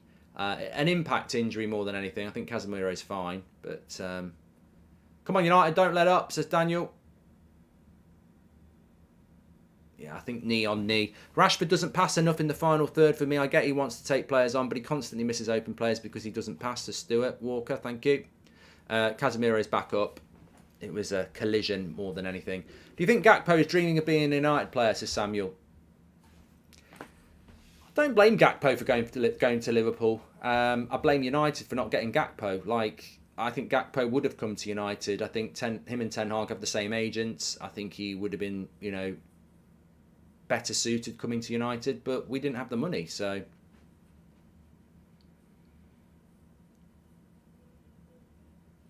protect Casemiro at all costs, says PDT. And what current player do you think could wear the number 7? I can see Rashford or Sancho taking it, says Anthony. Yeah, I mean, there is another corner for Man United. There is a. Let me have a little sip of this. It's only apple juice, don't worry. I think Rashford could wear the number 7. I think, in some ways, I think Bruno could wear the number 7. You don't have to be a winger. Brian Robson wasn't a winger; he wore number 7. I think Sancho could wear the number 7 as well, definitely. But you don't want to. A lot of pressure comes with that number 7 shirt as well, so you don't want to put too much pressure on it. You want somebody who can, you want a Ronaldo in the number 7 shirt. You don't want a Michael Owen. Could Harry Maguire wear the number 7? Mark, where do you see Liverpool finishing now? Says Mystic Productions. I still believe that Liverpool could get top 4, but Mark, currently listening to Ten Hag audiobook. I'd really recommend a listen. Such an insight into how he works and how he thinks, says Daniel. I think I will give that a read or a listen. I'm halfway through a different book at the moment, which is not football related.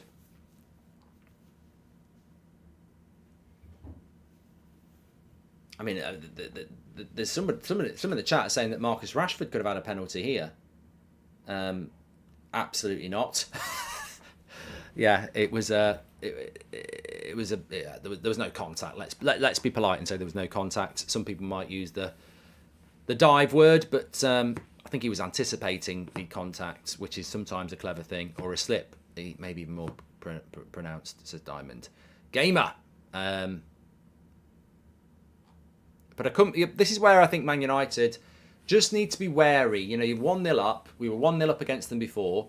They don't really look like they're going to do anything. But at this level, somebody can produce something out of nothing, as they did at Selhurst Park with the free kick. So, you know, we've got to keep our eyes on the prize here. Get the second goal, and I think it's over.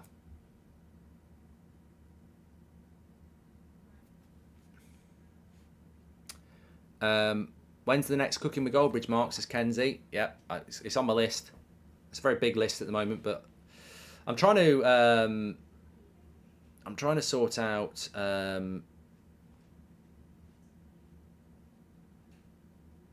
the tour at the moment, and that's taking a bit of planning, like what we're going to do and stuff like that.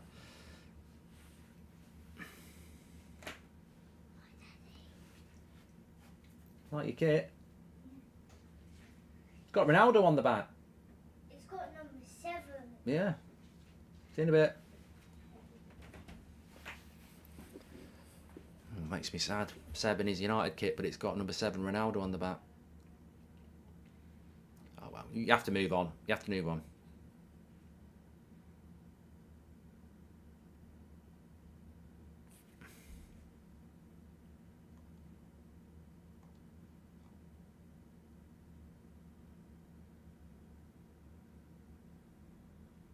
Hi Mark, hope you've been well. Been a while since I've super chatted, says Simon. What are your Martial thoughts? Time to give up on him, says Simon. Well, there's no point in giving up on Martial, is there? Because we're in February and nothing can happen until the summer in relation to buying a new striker. So I understand the frustration. I feel frustrated, but the reality is we're not going to give up on him until the summer, are we? So look, there's 4 months left of this season. If he spends most of it injured, then obviously there's a big decision to be made in the summer. If he somehow miraculously finds a way of staying fit for 4 months, then, you know, maybe we're okay. Ultimately, I think what will happen is he'll play some games, he'll pick up more injuries, and a big decision will need to be made in the summer. But really, if you're Ten Hag or United fans, we've just got to hope he can somehow find a way of getting fit, because I think we need him. You know, we need all our players at the moment. So, but nobody's got any confidence in it. No one's got any confidence that he's going to stay fit, are they? I mean, half an hour on Wednesday and then he can't be in the team on Saturday. It's an odd one, but it's where we are. I would sign Chiesa, always a threat on the ball, says Chris. Ryan says we switch wings a lot more often now.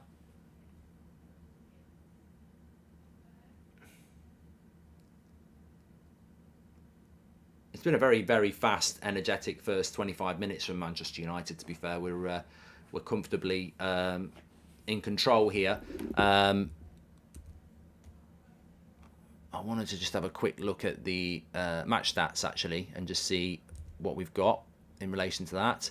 A massive 67% possession, which is great. We're starting to see this more and more now, and I know it's been against the likes of Reading and Forest, but you know, the more we can have that amount of possession, the more we start to become what Erik ten Hag wants us to be. And I think I haven't really mentioned it on any of the streams yet, but I do start to, you know, I know, like you know, I know that what Ten Hag's plan is, and his plan is to have 70% possession in every game, you know, double figure shots on target every game.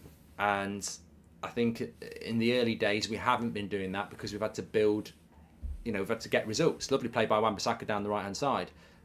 Cross wasn't that good. And we've built it on the defence. But I think what we've seen in recent weeks is the defence is still very strong, but we are starting to move up with the possession more and more and more. We weren't doing that before Christmas. It was, you know, it was more around 60% possession, sometimes 55, sometimes 50-50. But Rashford's done very well, gets the shot off, slipped in by, I think it was Fred. Hi Mark, are we putting any crosses into the box? We have a big target man, but never seem to feed him. Brandon, well, we've had a couple of opportunities to put crosses into the box. Jurgen, thank you very much. Welcome to Members Club. Oh, it's Bruno who slipped the pass into fake horse. Sabitzer's on the bench. Sabitzer's on the bench. Bruno's having a fantastic game again. Luke Shaw puts the cross in, headed away.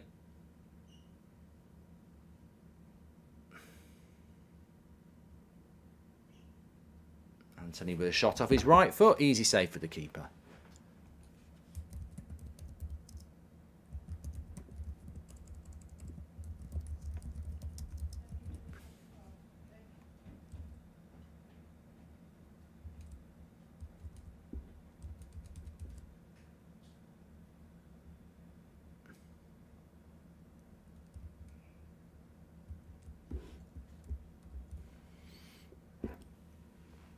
Mark, who is your ideal striker if not Osman?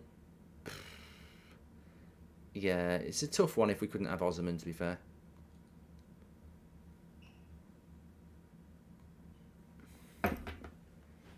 I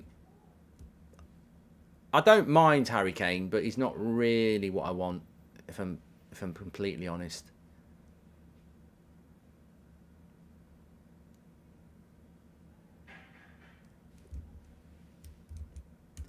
I know we've been linked to like Sesko, Ramos. The Anthony hate's just so artificial at this point, says Samuel. And Rashford looks really good when he's scoring goals. When he's not, he looks very selfish, says Gok. Over time, Anthony needs to push forward quicker as it slows the attack, or utilise Wan-Bissaka or Delo a lot more to compensate for his lack of a right foot, says Casey. Thank you very much for that observation. Yeah, a few mentions of Anthony so far, but United defensively looking very comfortable here at the moment. Colin says, why would Napoli give up Osman? Would they not want to go back in the Serie A? Napoli are having a great season. They're going to win the league, I think. And they could be a threat in the Champions League. I'm very excited to see them. So, you make a good point. There'll be very, very big money what Osman goes for.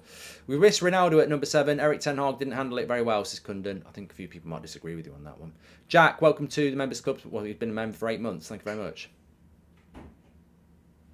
Do you think Bellingham will still go to Liverpool if they're not in the Champions League? I don't know. I think it's a good point. I certainly think it won't do us any harm if we're in the Champions League in relation to recruitment.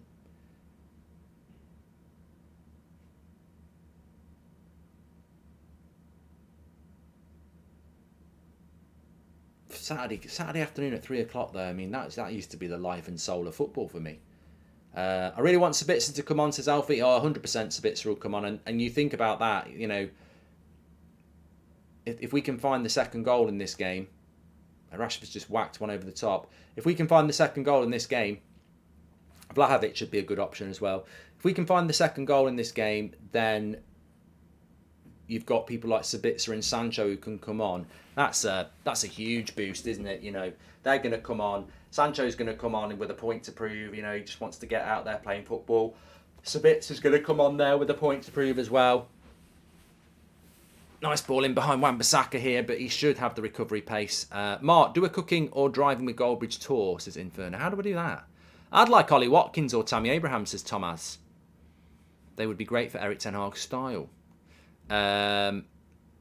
Also, Famous says, do you think we could get into the Champions League next season if this form continues, or is it too early to call? If we keep winning, we I know that's very obvious, but I think if we can win today, beat Leeds twice and beat Leicester, then I'll probably say we'll get top 4. Because I think, at that point we're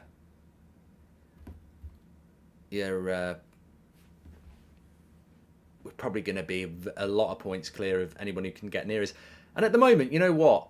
Top 4 is not about what we do, in the sense that there's nobody actually pushing us anyway.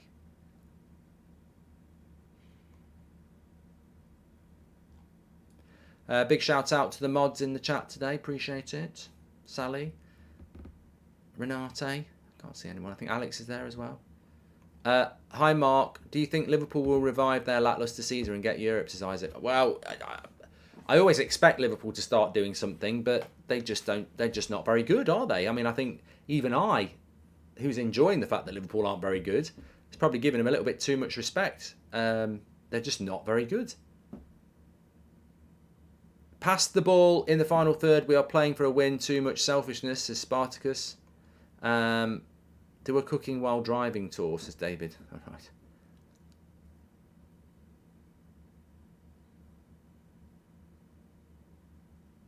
Casemiro nearly pulled something off there.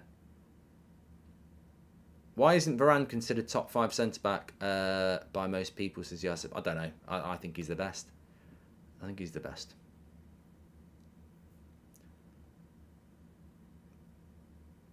Oh, Anthony went for a shot. I think keeper had it covered, but it didn't make its way through the crowd. I can't wait for Sancho and Sabitzer to start. They both can create something together, says Alfie. Thanks very much for your super chat, pal. Rashford needs to pass sometimes.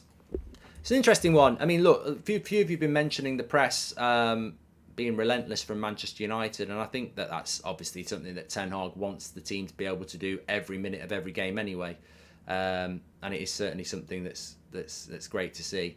You know, you need to suffocate these teams, especially at home.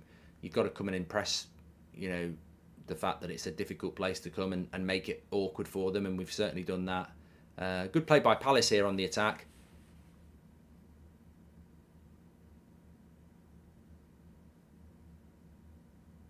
First real chance for them. Easy catch for De Gea.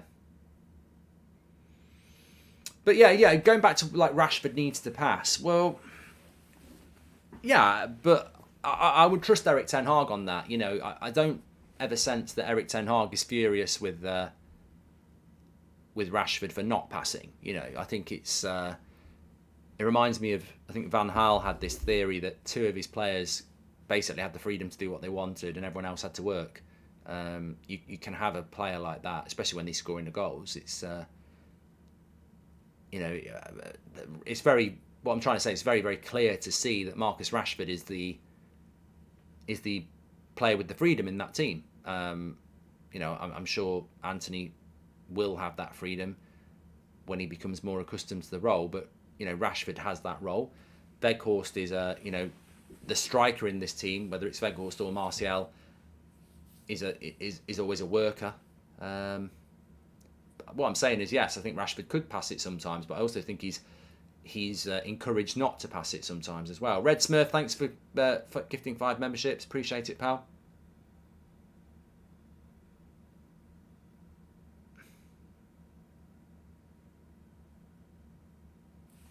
So we're 10 minutes away from half time here. Manchester United 1-0 up from a penalty. I mean, we must remember that. We are comfortable. But it was a penalty, and we have had chances, but we've not really. There's one save from a Weghorst corner. Well, he headed the corner into the top corner. But apart from that, the keeper's not really. He's had a few saves to make, but he's not really been tested as much. But this is what an early goal can do. It just allows you to play with a little bit more composure as Weghorst looks to play across. And I tell you what, it's nearly 2-0. A lovely little cross by Weghorst, and at the front post it's Fred who gets on it, but he passes it wide. I remember Liverpool was chasing Fekir, then in 2019 he joins Betis for 17 million. I think a similar thing will happen to Bellingham, says Clayton. And as good as Rashford is, would cashing in on his form in the summer be selling him, giving us the funding to improve the squad as we've got so many wingers, says Brandon. Well, yeah, it's a theory, Brandon. It's never going to happen. United will not sell Rashford, and Rashford will not want to leave. Robert says you realise how good Eriksen is when he's missing. Yeah, I really would like to see Sabitzer. I'm not saying that Sabitzer needs to start instead of Fred, but I think I'm just excited to see Sabitzer and what he could do in the Prem, and hopefully we will see him in. I think he'll come on. I think he'll come on about 60, 70 minutes.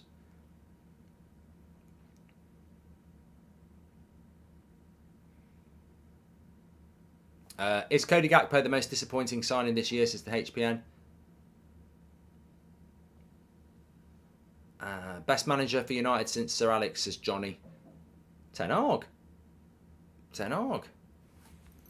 Easy. Even though he's not won anything, and Van Gaal did and Mourinho did, it's Manchester United. It's not just about trophies, is it? It's about journeys, performance, you know, morale, fan opinion, momentum, and I feel that Ten Hag is achieving on all those things.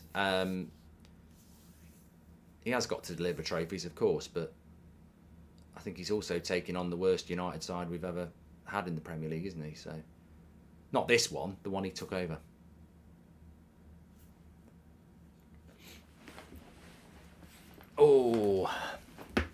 It's not, Ian, it's not about trophies. No, it's not. You're wrong.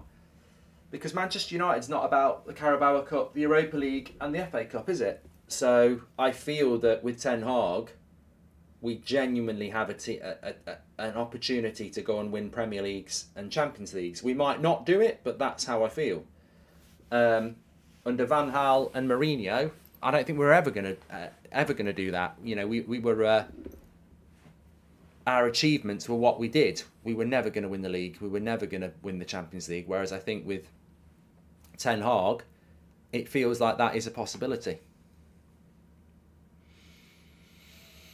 But that's just my humble opinion. Everyone else is entitled to theirs. It's all about the structure. It's all about the players. When I look at that Manchester United side. Jimmy, thanks very much for being a member for 5 months. Crystal Palace on the attack here. Mourinho's the best so far. Trust I played the game, says Azad. No, he's not. I think people have short memories. I mean, I liked Mourinho, but the football was shit.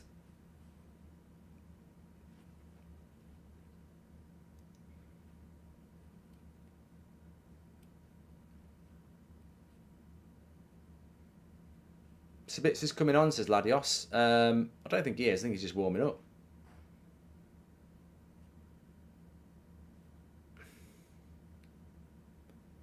The reason why Ten Hag has been the best manager since Sir Alex is not because of trophies, but because of the evolution this club has made under Eric, says Alfie. Yeah. Look, he's had to deal with the Sancho absence. He's had to deal with the Ronaldo issue. You know, he's had to deal with, you know, although he bought 5 players in, he still had to develop players that were dreadful last year and use them because that's all he could do.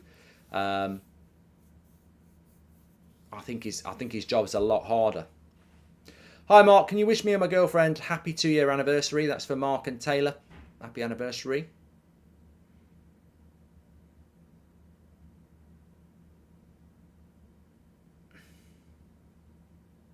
But it is early days, you know. I think we've all got to be, you know. I think there's plenty of reason for optimism, but also,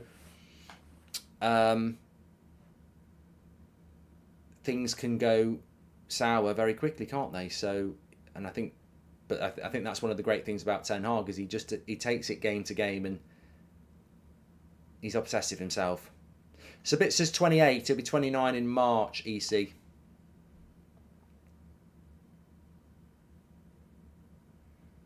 Yeah, he's not coming on Sabitzer. He's just warming up. There's no United player walking around with any injury or anything like that at the moment. Luke Shaw's having a good game as well. A couple of good tackles in the last few minutes.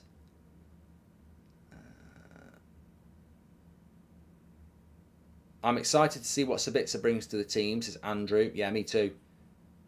He's 28 until he's 29, says Kevin. Exactly.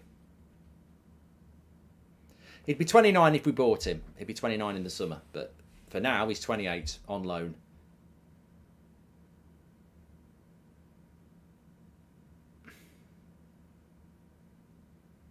See, that, for me, from Rashford is not good. He's on the edge of the box. He should be putting a cross in. He holds onto the ball, does a skill move and shoots from somewhere ridiculous. I think that, for me, is... That's where it becomes too much, and that's where I think someone like Ten Hag and Bruno does need to have a word with him and say, look, that opportunity there should be going to somebody else or across, because you're never going to score from there, so that attack has been wasted. But, you know, I don't think it's a major issue, and I certainly don't think it's one that Rashford and Ten Hag can't work on. You know, you can't shoot all the time. What's your opinion on the Liverpool situation, says Charlie? It's stunning. Absolutely stunning. Chance for Palace. They just had a shot themselves. De Gea got down well. I thought we bought a creative chance-creating winger in Anthony. Turns out he's a shot merchant just like Rashi. What's the point of him, Mark, says Faris. And I heard someone say on TalkSport who called in that they would sack Arteta and get Mourinho in to get Arsenal the title. Says Claydon Plays. So bit of a wake-up call for United there. 3 minutes to go to half-time, and a shot from distance which De Gea got down well to save.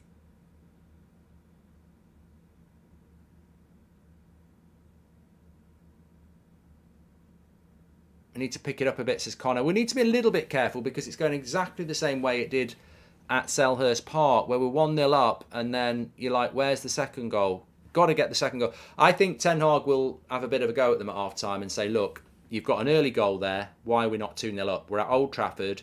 We've been gifted a penalty. You know, we've pressed well, but where are the chances to make this 2-0? You know, any game in the Premier League when it's only one is a concern. What do you think, Mark? What do you think, Mark? We are almost there with this team, says Stephen. No, we're not. We're not. There's still a lot. There's still a lot that needs doing with this team. I think we're another 5 players away from competing for titles, really. Definitely need at least one striker. Definitely need another really good midfielder. Definitely need another good centre-back. Ideally, I'd like another midfielder as well. And yeah, so I think we're 4 or 5 players away. I don't think we get Osman. Chelsea want him at any cost, so I think we should go for Martinez at Inter, or maybe Vlahovic or Abraham, said Leo. I don't think we'll get Osman either. I'd like to get Osman. I think he's the right man, but I don't think we'll get him either. And the reason I don't think we'll get him is because I think that even if we get new owners with money, it's still going to be the same people who do our recruiting who aren't very good. Just because you've got loads of money, if your recruitment's not good, it's not very good, is it?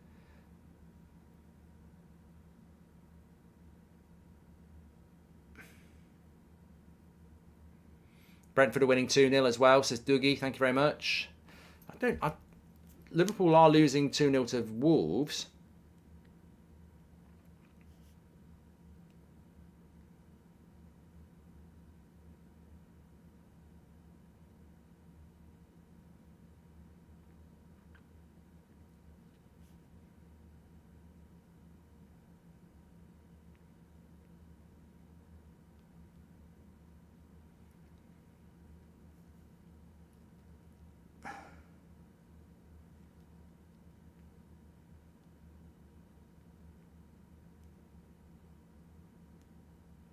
What's your thoughts on Anthony?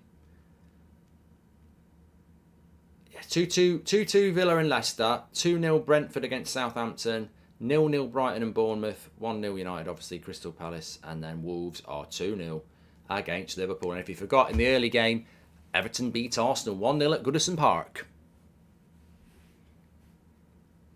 Lil Dice, thanks very much for the super chat there. We're just about just into the 45th minute here. I'd say Crystal Palace have sort of grown into the game a little bit. I think United just probably need half time and a bit of kick up the arse. Casemiro's just played a delightful ball into Anthony though. Man, again, he does win the free kick. Casemiro and Shaw and Rashford are having an off game today, unfortunately, says Shady. I don't think Casemiro is, or Shaw. I personally think that Luke Shaw's had a very, very good game, but it's amazing what people think. I mean, I think Bruno's played well. I think Fred's been okay. Weghorst has worked hard. Rashford's been a bit wasteful, I would agree. Anthony, again, probably a little bit up and down. Varane and Martinez solid. Wan-Bissaka solid. Casemiro solid. And Luke Shaw solid. And De Gea, I mean, De Gea's De Gea, isn't he? He made a good save, but he's not really had loads to do. I mean, I think the subs that are likely to happen are Sancho will come on for Anthony and Sabitzer will come on for Fred.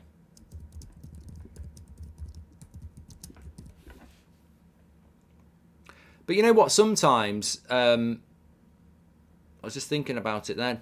Sometimes a good cross, headed away by Palace. Sometimes an early goal can be a bad thing.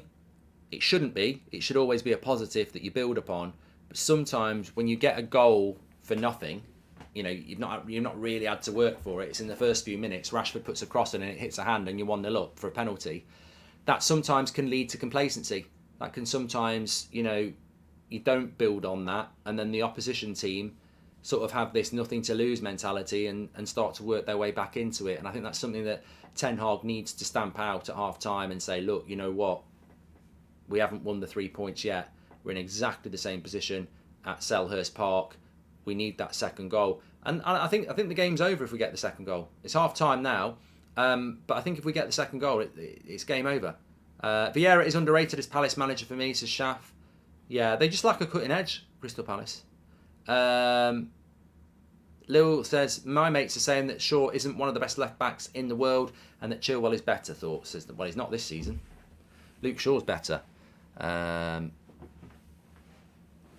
there we go. At half-time, Manchester United leading 1-0 after a penalty. Crystal Palace sort of building their way back into the game, but Manchester United are holding on at the moment. Well, I say holding on, holding the lead at the moment. I wouldn't say we're holding on. We're good for the lead, but I just worry a little bit, and I'm sure Ten Hag will be saying at half-time, you need to go and get that second goal because this exactly same thing happened 2 weeks ago. We should have won. They get a free kick at the end, they score, and 2 points are dropped. So he will be demanding that in the second half. But it has dropped a little bit. As I said, when we looked at the stats halfway through the first half, it was 67% possession for Manchester United. That's dropped quite a lot. We're nearly down to, instead of moving it up to 70%, it's nearly down at 60%. So you can see that Palace have started to come back into the game. But we still have the better possession with 61%. 12 shots, of which 4 have been on target. They've had 2, of which 1's have been on target. So that's good, although apart from the penalty and the header from Weghorst, we probably haven't worked their keeper in any great depth yet. Pass accuracy, 88% to 73. I think the press has been good as well. So overall, it's 1-0 to Man United at half-time is a fair reflection of the game. I just worry that I think that visibly in the second half of the half, Palace did come back into it, and that's always good when we check the stats in the first half and then check them again at half-time. I remember it was 67%. So in that last 20 minutes of the half, Palace have come back into it. Our possession has obviously visibly dropped. And as we know, they've not played for 2 weeks, and we played 4 games in 2 weeks. So we've got to be wary and prevent a drop-off in the second half. And I think Ten Hag will know that we've dropped off a little bit in the last 20 minutes there. And he'll be very aware that if we continue to do that and Crystal Palace continue to build a way back into the game, then they will create a chance and they will get a point. So we need to, freshen it up. Not necessarily with subs, but mentally. We need to freshen it up in the second half and just come out, get the game won, and then make a couple of changes, I think. Can you call my mate Cole Pratt, says Ahmad, and it's been a bit sloppy, says somebody. Braytex, thank you very much. Oggs, welcome to Members Club. Vieira's underrated, we've done that one. Okay, and let me just catch up. Braytex is there. Yes. Good opening 20 minutes, says Stevie J. Last 25, too slow. We could have killed that game off in the first 15 minutes. Hey, Mark, couldn't you have done that one from Colsey? Ben said it was a bit sloppy. Haven't watched the second. Summary, please, Mark. Says Patrick. I think there was just a good summary there from Ben, to be honest. And do you think we need more work on set pieces? We have Weghorst and a couple of tall players. We should be doing better, says Mr. Tony. And thank you very much for everyone who's getting involved. I feel that, the best summary of the half is that we started off with a very early goal from the penalty. We looked vibrant and energetic for 20 minutes. And then I think the game just sort of settled down a bit. And in the game settling down, it's become quite equal. And we don't want that. We need to wrap these 3 points up, especially when you look at some of the results that have gone on today and last night. There's a real opportunity for us to get 3 points and extend our lead in the top 4. A reminder that it's been 12 years and 24 transfer windows survived by Phil Jones. It's incredible. It's Achilles. I'm sure we will see Sabitzer and Sancho coming on, Nell. And I think they need to come on at some point. There is no doubt that these players are going to tire. We will see that. It wouldn't be logical if they didn't. They can't play this amount of football and not get tired. So we have to be intelligent with how we use the bench, certainly. Remember, you've also got people like Garnacho as well. So, we will see Sabitzer and we will see Sancho coming on, and that will give us some fresh legs and impetus, and we're attacking the Stretford end in the second half, which is always, has that pull at Old Trafford. But look, Ten Hag's going to be in that dressing room saying, get the second goal. I'm not messing about. I am not going to be here at full time talking about 2 points dropped again. It's not acceptable. And I think he will be absolutely drilling that into them, saying, look, we've been in this position before. We should have won 2 weeks ago. We ended up drawing. I'm not having worldy free kicks being the reason we didn't win this game. The reason we're going to win the game is because you're going to actually go and get the second and third goal. Now go and do it. It feels like Anthony is a good player if you're trying to play direct. Otherwise, there is a lack of imagination in terms of passing in the box. Weghorst is not good enough for United, says Mohit. I think in relation to Weghorst, he's a very hard-working player. I would totally agree that he's not really a top 4 player. I mean, he wouldn't play for Spurs, he wouldn't play for Arsenal, he wouldn't play for Man City, he wouldn't play for Liverpool, but he is playing for us because we need somebody who was cheap that Ten Hag trusted to come in. I'm not expecting Harry Kane when I see Weghorst. I'm expecting him to do what he can with what he's got. And I think he nearly scored a very good header. I think we need to play to his strengths a little bit more. Weghorst is a hard worker, a very hard worker. But apart from that, he's also decent in the penalty box. And I don't think we provide him with the service enough. Been watching since 2016. Great to see how the channel has grown and can't wait to see what's coming up for the United Stand. Says Ahmad, thank you very much for your chat, mate. Thanks for your support. Never understand why we can't make chances in the box like City and Liverpool and now Arsenal. Thought we could get high scoring win today. Says Amir, we still can. And why can bottom half teams play more entertaining football and score more goals than us when our squad is 3 times as expensive as theirs? Get Sancho on, says Jack. And what Ten Hag next season is better movements in attack when we dominate the ball, says Perret Klassen. I think at the moment, and I'm not criticising these players because I like them, but I think at the moment we're a little bit one-dimensional. The defence works really hard. Casemiro's brilliant. We get the ball in the final third, and too much of the same thing happens. We get to the edge of the box, and it'll be with Rashford or Bruno or Anthony. They'll slow the play up, which means the quick cross into the box is gone. So Weghorst becomes irrelevant because he can't make the movement because he never knows when the cross is going to come in. And ultimately, they'll probably have a shot. And that's really... I've played the game, and I used to play centre-back in my older years. And when you're playing up against a team that's good, there's nothing more you like than a team that slows it down in the final third and starts trying to shoot from the edge of the box. Because you're like, well, you might, if you score a worldie, you score a worldie, but I'll back some of us to get a block on, or I'll back our keeper to save it. And more times than not, you'll probably hit the post or whack it over the bar anyway. And I think we're doing that a little bit too much. And Ten Hag will be fully aware of that.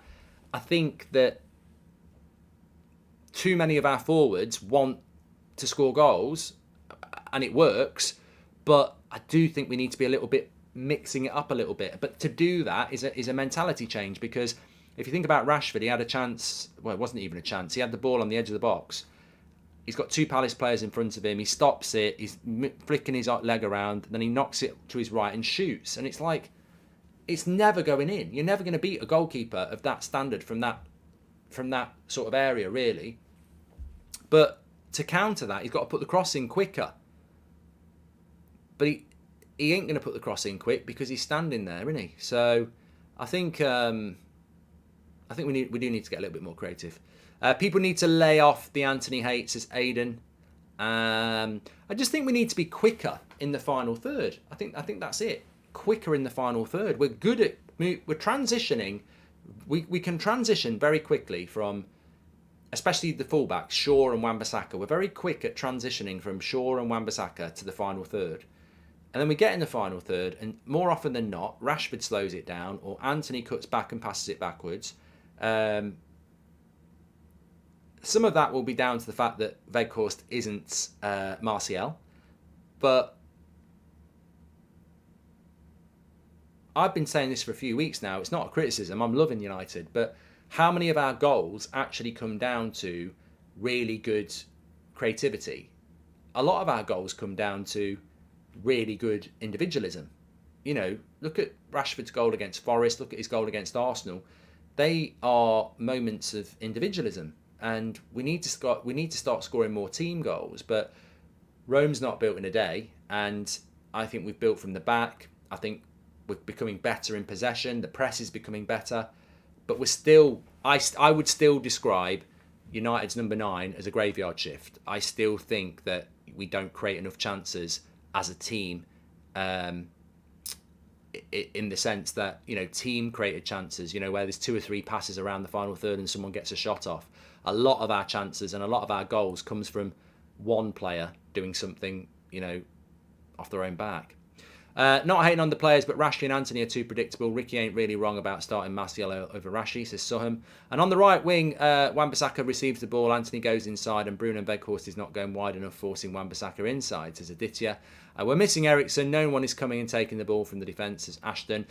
Look, I think Fred's had a reasonable half, but I think Fred is Fred, isn't he? You know, he's never going to be a player that everybody thinks should be starting games for United, but he's never going to be a player that I think everybody thinks shouldn't be starting games for United, if that makes sense. He's sort of a halfway house, Fred, isn't he? He's absolutely essential because if with Ericsson out, Fred's been a good player to come in. But as a long-term solution, you know that Fred's not really that. So I think Sabitza's got hopefully going to get on, and I think we'll see a little bit more attacking intent from Sabitzer. I agree, we're very hesitant to put it in the box, says Aidan. And it's weird why we're so hesitant to put the ball in the box, because we do have a player that's very good in the box in Weghorst. Butterpants says, I agree with you, Mark. If Ten Hag gets backed properly, we will get there in regards to team goals. He's still working with mostly what was there. Yeah, exactly. I mean, I don't have a massive problem with it. We're winning games. We're in a very good position. And I also know this manager. So he will definitely want to do the things that you're discussing. You know, he will want more team goals. He will want us to be more creative. I just think at the moment, somebody said something in the first half and it did surprise me. I'm surprised Anthony's not whipping crosses into Weghorst more. I don't expect it from Rashford. Rashford at the moment is in a vein of form where he's scoring goals, and that's what he wants to do. And if he's scoring goals, then the team's winning. So I don't blame Rashford. I think he could be more creative, but you can see why he's not being. But Anthony can be creative, and at the moment, I just think it's maybe like what Casemiro said. I think Anthony is struggling for confidence, gets a lot of unfair criticism. He just needs to settle down into what he is. And I think sometimes he's trying to score goals when actually he'd be appreciated for creativity. You know, this is Manchester United, our fan base, we will appreciate that. The first half reminded me of my uncle, energetic for 20 minutes, but then ends up sloppy, says Becky. And the problem is that some people are expecting a 45 million winger to play like a 100 million pound winger. We overpaid for Anthony. Tone your expectations down. He's fine. Yeah, look, that's United's fault, 7, isn't it? It's not his fault that we overpaid. Anthony always seems to take an extra touch and slow play down, says Ruben. I think Anthony, I don't know Anthony what his personality's like, but to me, he looks like a player that is trying too hard. I think we've all seen that, haven't we? He's not naturally in gear, is he? He's a bit like me playing darts. I could play darts and I can get, I can get a triple 20. I can't get 180, but I can throw 3 darts very close to it, and then the next darts, I'll hit the backboard. I'm not a natural dart player. I can't consistently do it. I can throw 3 good darts and 3 shit darts. And I think Anthony at the moment is playing like me at darts. He's just not in a rhythm. He can do good things and then bad things happen. And I just think he needs to find his rhythm and build his confidence. I believe in him. I think he's going to be a good signing. I think, as I said, some of these prats who take a pop at him are very unfair when you look at someone like Jack Grealish's first season at Man City. But I disagree. Attack on Anthony. Right side is better, says Mohammed. And no one's having an attack on Anthony. I'm just saying I think we need to be a little bit more creative. Savage, welcome to Members Club. But look, Wan-Bissaka got forward in the first half, had a really good run, got into a really good position, and then it's almost like he was tired because the cross was tired. It was a rubbish cross. So it's about quality into the box, isn't it? Good quality into the box. Because I tell you what. You can say what you like about Weghorst, but if you put good qualities into the box, he will score goals. Anthony replicating his right-footed shot on the wing as a cross would be devastating. He needs to do that, says Town, and need to sign new... Oh, God, whatever. Players are coming out for the second half here. Quicker play out wide will give midfield more time to unlock the game, like Bruno's through ball to Rashi for the snapshot, says Happy Hour Network. Thank you. Yeah, I think we do just need to be a little bit more direct, and direct doesn't mean like direct with the ball. I think we just need to be direct with our thought process.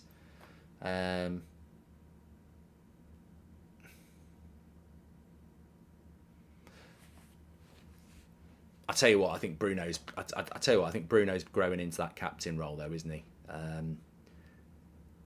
I think some people just thought he was getting the captain's armband because he moans a bit, but I think he actually does lead the team. I think he is. I think the captaincy needs to go to him full time next season. Even if Maguire stays, I think it's got to go to Bruno because he is basically the captain, isn't he? EC, thank you very much for the super chat. Deacon, thank you very much for being a member for 2 months. We're about ready to start for the second half here. Remember, Liverpool are losing to Wolves. It'll be a very interesting call-in show tonight. I'm on TalkSport at 7:30 till 9. It's on YouTube, TalkSport YouTube, but it's also on national radio. You can call in or just have a listen and watch it. Get involved in the live chat on YouTube. It'll be fun tonight. It'll be very fun tonight. But we're off for the second half. What other teams have tried to deploy total football in the Premier League like Ten Hag? It seems the best strategy. What are your thoughts, says Patrick Flavel? I think total football is a bit of it's a headline, isn't it? I think that there is attacking football and there is defensive football, there is pragmatic football, and ultimately Ten Hag wants to play attacking football. High energy, high line, attacking football. And Liverpool have done that very successfully under Klopp. Pep Guardiola's done it very, very successfully as well. Arsene Wenger with Arsenal, Sir Alex Ferguson with Manchester United. There's plenty of teams that have been very successful in this league playing high intensity attacking football. The difference between Man United's final third and City's final third is moment of players without the ball, so we're struggling to break down teams, says GJ. Well, it's a good start from United here. Obviously, I think they've had a bit of a kick up the backside. Let's go and get this game won. Please do subscribe, by the way, bottom right-hand corner. Remember, in the second half, we will have your player ratings going out about 70 minutes. So we'll give you a link to the website. You can mark every player out of 10, 6 being the average star for your man of the match. And then in the match reaction show, we aggregate all those votes together and get the most accurate Manchester United player rating system. Casemiro is a tank, says Alim. It ain't whiskey, John. I'm not opposed to a whiskey, but I wouldn't go anywhere near any alcohol today. My head's killing me. The trouble I had last night was down the pub having a really good night. It was great. Loads of football chat. It was brilliant. And I lost track of how many I'd had.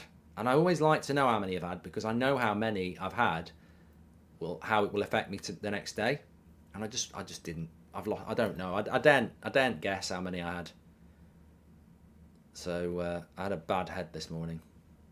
We need to take the pressure off Anthony. Very talented winger, but he's feeling the pressure from the media and the price tag. Footy is a mental game, says Mix. It is, yeah. But I support him. I like him. I think he's going to be a good player. I want him to do well, and hopefully, that's the way United fans feel as well. But I want to get the second goal in this game. I want to get the second goal, get the game won. I don't want to be 1-0, 87 minutes. Palace push for it, get a free kick, and then it's 1-1. We've got to get the second goal. And Ten Hag will be absolutely adamant that we get this second goal as soon as possible.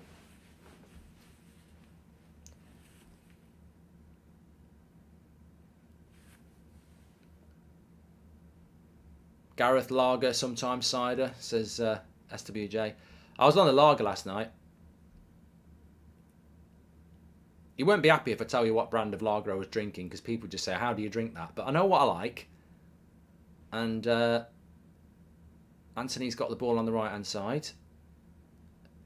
I'll tell you what about Anthony. He is looking to me like he's getting closer and closer to where he needs to go because he is mobile. He's got an energy to him that I don't think he had a month ago. Nice little link-up play with Wan-Bissaka. Been a better start. It wasn't Foster's. Chris Turner got it right. Palace are on the break here. And Martinez does really well with Varane to deal with it.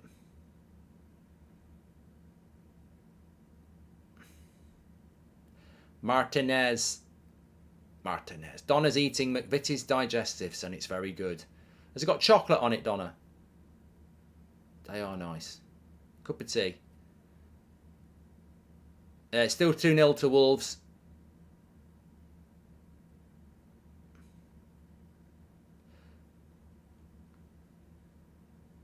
Can we have the red light on for good luck?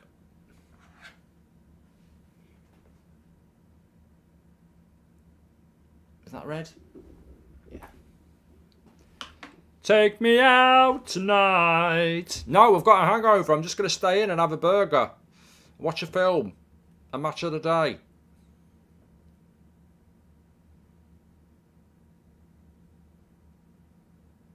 Cayman cider is the best. You should try it, says Becky. Thanks, Becky. Well, I don't think I'm going to drink again now until the tour. So hopefully the next time I have a drink, I'll be having a drink with some of you lot in the March international break. I mean, I will have a drink before then, but you know what it's like the day after. I'm not drinking again.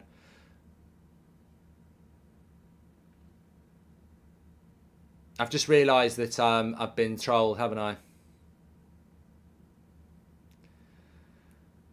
If you're ever gonna catch me out, you're gonna catch me out when I've got a hangover. So well done, Becky. Mark, think our problem is too much left-footed pass, says James.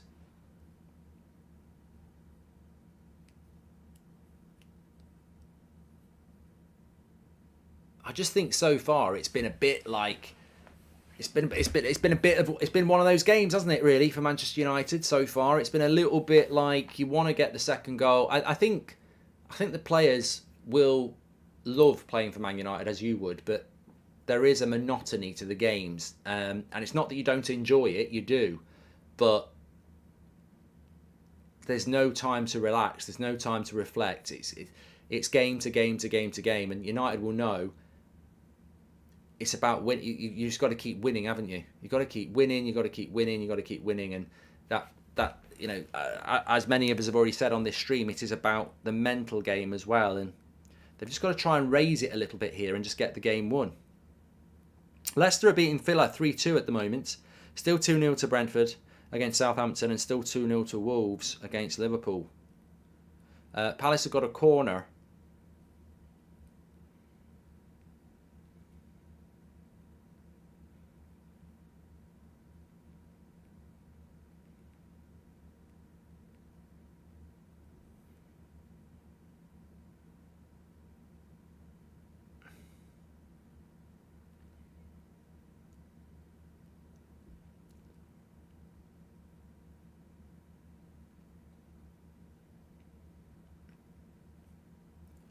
Well done, ref.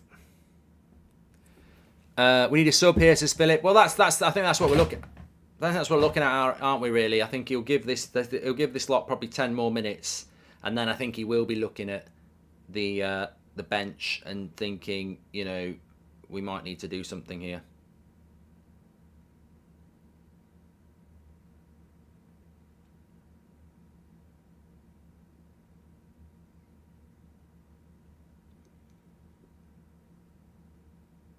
Tell you what, Palace are having a bit of a go here. Needs to be a bit careful.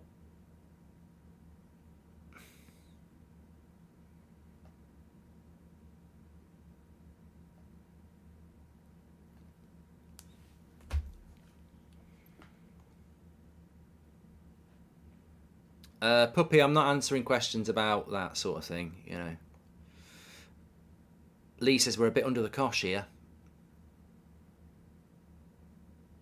How's your back, Mark? Says Dan. It's all right. See again. De Gea hits a long ball, and Weghorst is not actually that good at winning them. For somebody who's so big, he's not actually very good at winning balls in the air like that.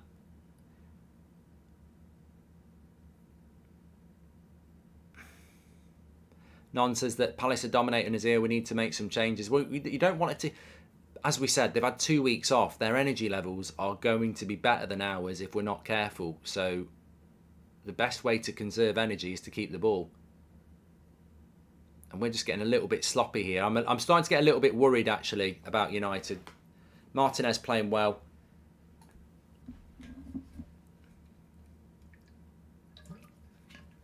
Oh, God, that water's old. I don't want to drink that one. Haddy says we're looking a bit leggy.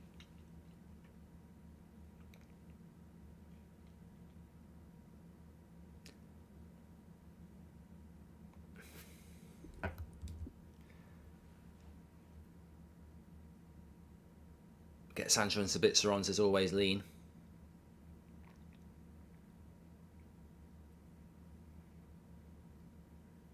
Well, it's like somebody said in the first half, you know, you can see what we're like with without Eriksen, and I think you can see what we're like without Martial as well. I think, you know, you can't do anything about someone being injured, of course. Now, here's Rashford with a bit of time. He will shoot over the bar.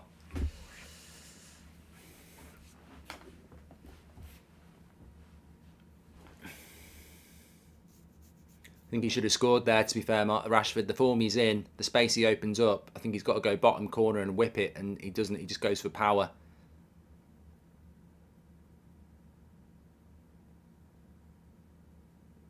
Mark, are you not uploading the United Stand on YouTube anymore? United Stand, yeah. Oh, you're talking about FIFA? No, it's all on Twitch now. Jeff says, take Weghorst and Anthony off, Bruno to the right, Rashford up top, and Sancho on the left with Sabitzer at 10. Anthony cutting it back.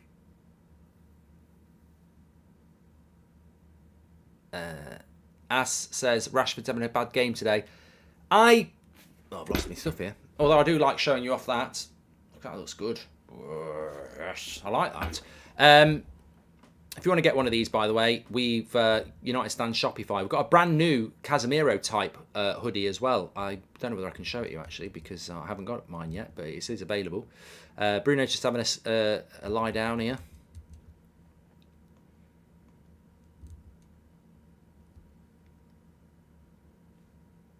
Will you be streaming Hogwarts Legacy on Twitch? Says Hashi. I don't even know anything about bloody Hogwarts Legacy. We have got children's sizes, Ben, already. United Stand Shopify. Well, Bruno's down, but to be honest, Bruno is the player that, like D says, he's a soldier. I never worry about Bruno being down because he just never gets injured. So I'm sure he's just having a bit of a breather here.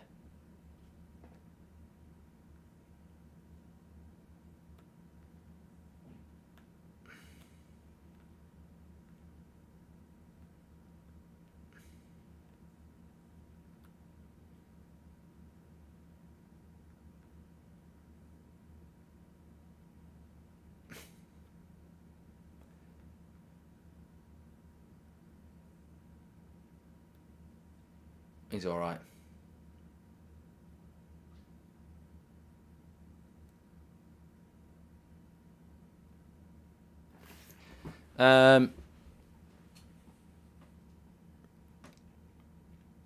So we've already had 15 minutes here. We're starting to approach that time where Manchester United could start to make some changes.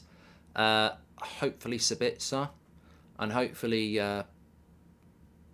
Sancho.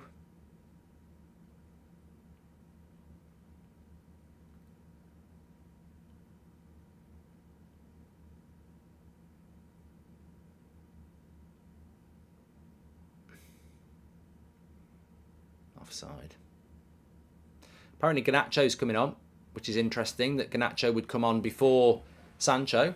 I have watched Danny Brasco, Ray, and it's a good film. Good Saturday night film, actually, if anyone wants a film recommendation. It says Garnacho is coming on. And I presume it's Anthony going to come off. No, Weghorst. That's probably the right move, I think.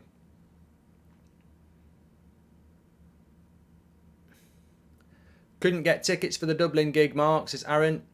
You can get them for Manchester and London still, I think. Looking forward to those shows. Can't wait. March international break. United Stand on tour. So Garnacho on for Weghorst. Probably put Rashford down the middle.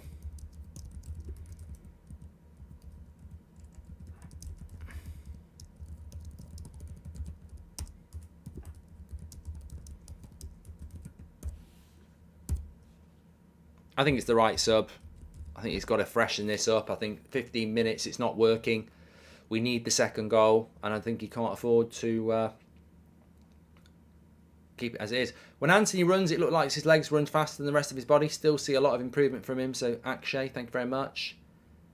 But yeah, it's interesting that Garnacho is getting on ahead of Sancho, and there's nothing wrong with that. I just think it's encouraging for Garnacho that Ten Hag, trusts him, that much that he'd bring him on as a young player ahead of, more experienced players. It doesn't mean he doesn't rate Sancho. It's just like he probably just feels that Garnacho's more ready at this moment in time to go and perform. Bruno should be made club captain next season, even if Maguire stays, says Michelle. I agree.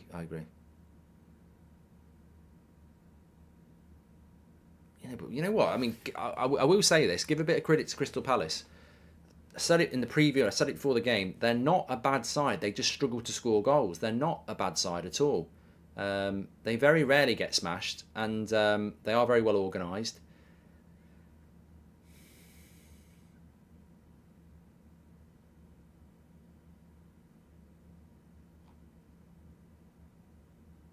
We just need to find a platform of getting back into this game, because I think it's... what are the stats? 62%. So yeah, it's still pretty much the same as it was in the last 20 minutes of the first half. It's still, a little bit too...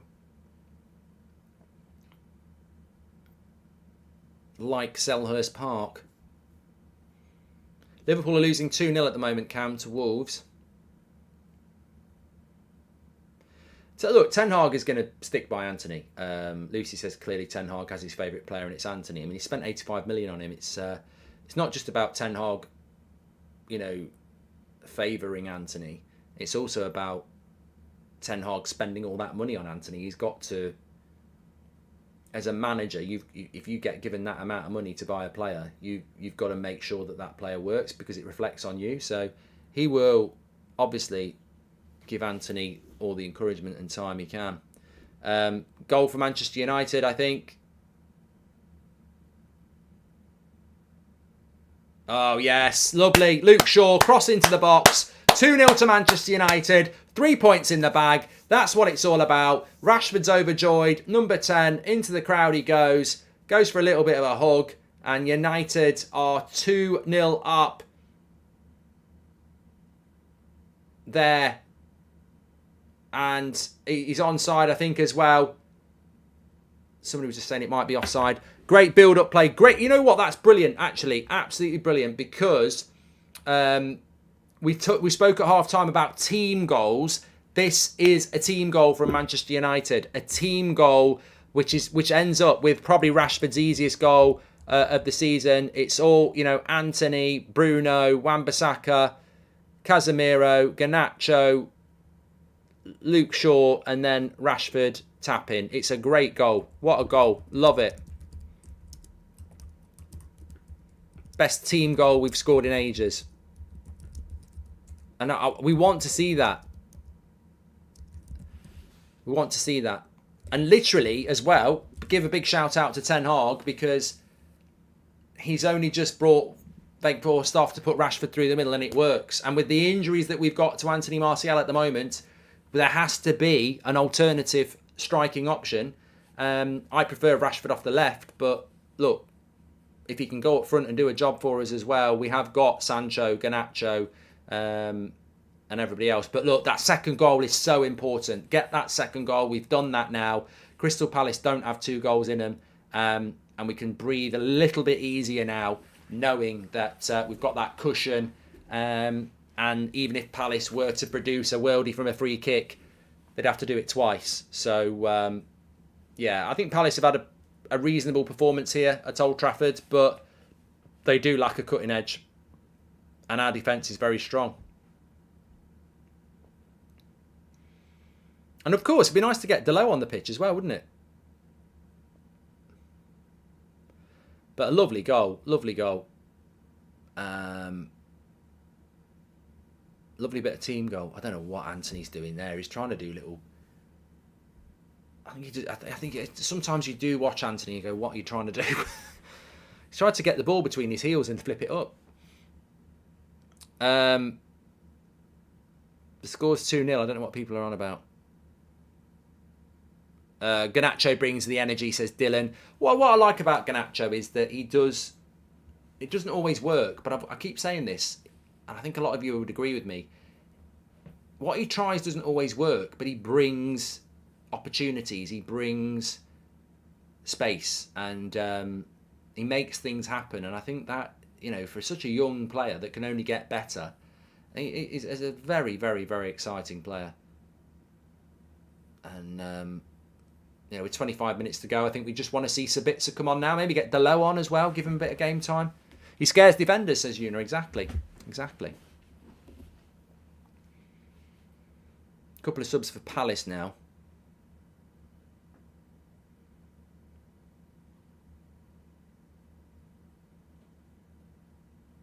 I mean, look, that goal was Anthony, Bruno, Wan-Bissaka, Casemiro, Garnacho, Shaw, Rashford.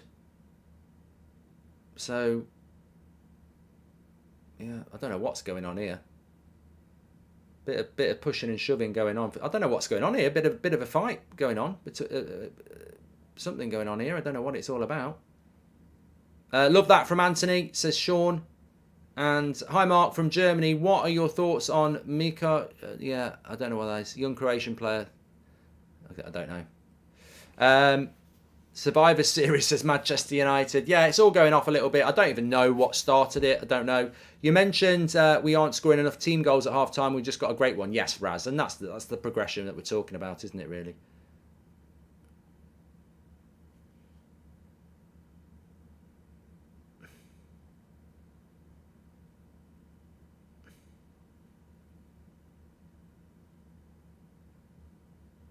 I really appreciate your watch-alongs, Mark, says Liam.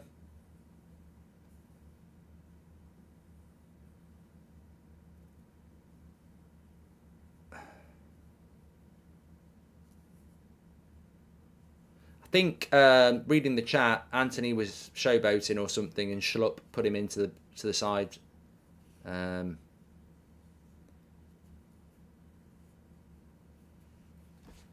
don't mind it. They've had a player booked at the end of the day, haven't they? I think Anthony's got himself booked as well.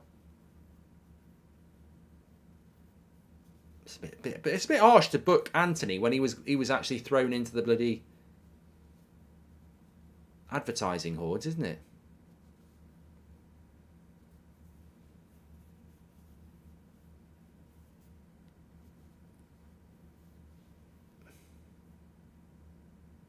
Oh, yeah, okay. So Anthony got up and started shoving him as well.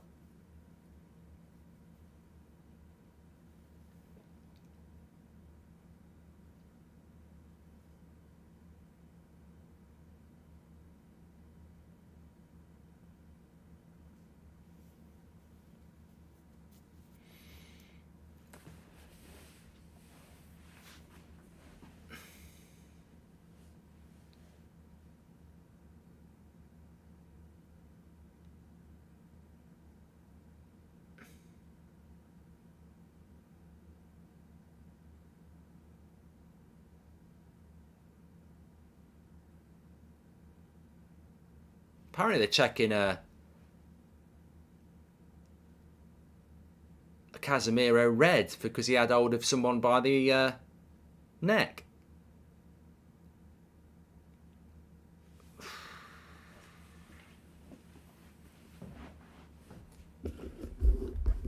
I mean, look, to me, if he gets a red card for that, he's just... Oh, fuck off. If that's a red, it's stupid.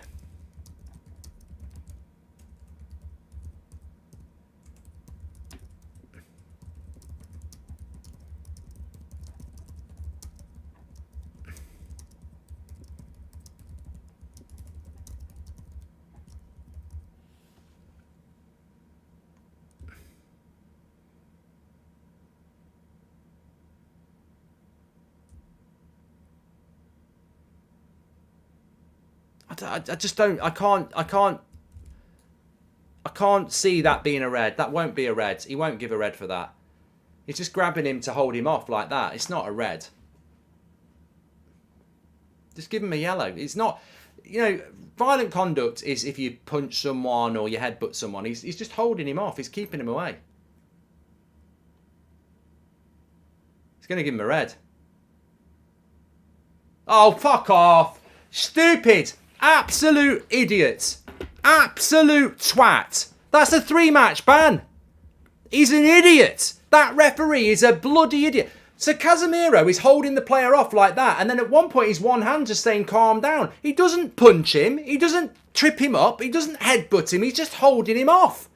That is such a stupid decision. Fucking VAR again. Absolute joke. Absolute disgrace, that is. Absolute disgrace decision. I'm absolutely not having that as a red card. No way. No way. It's seconds as well. It's 2 seconds. 2 seconds he's got him like that because he's taking him away and he's just got him like that round the neck. I know it looks like, oh, you shouldn't grab someone round the neck, but he's literally just keeping him away from getting into a fight. For 2 seconds, he holds him like that for 2 seconds and then he goes, calm down. It's ridiculous. 3 games without Casemiro now. For that. Violent conduct is a 3-game ban. They don't think about this sort of stuff. You don't get a 3-game ban for grabbing hold of someone and stopping them getting into a bloody fight. Absolutely stupid decision. And the fact that he's looked at that and thought, oh, that's a red. Schlupp bounces Anthony into the advertising boards. That is violent conduct. But he didn't punch him and he didn't use his forehead, so I'll let it go. It's the inconsistency. You will get rivals going, Mark, he's grabbed him round the neck. It's violent conduct. Why did it all start? Because Schlupp, at full pelt, goes, boom, shakalak, and puts Anthony 10 yards into the bloody advertising boards. Casemiro goes in to grab one of their players to get them away and grabs them and says like that, calm down, and he gets a bloody red for it. It's bloody ridiculous. I'm fuming. Absolutely fuming. It's the inconsistency. It's the inconsistency that pisses me off. How can you get a red card for violent conduct for putting 2 hands on someone's neck to stop them getting in a fight, but then the person who started it all bounces a player into the advertising boards, but that's a yellow card? What? Explain to me what's more violent about grabbing someone round the neck to hold them off or actually physically banging somebody into the advertising boards. It's a complete contradiction. It's an absolute disgrace. Absolute ridiculous joke, that is.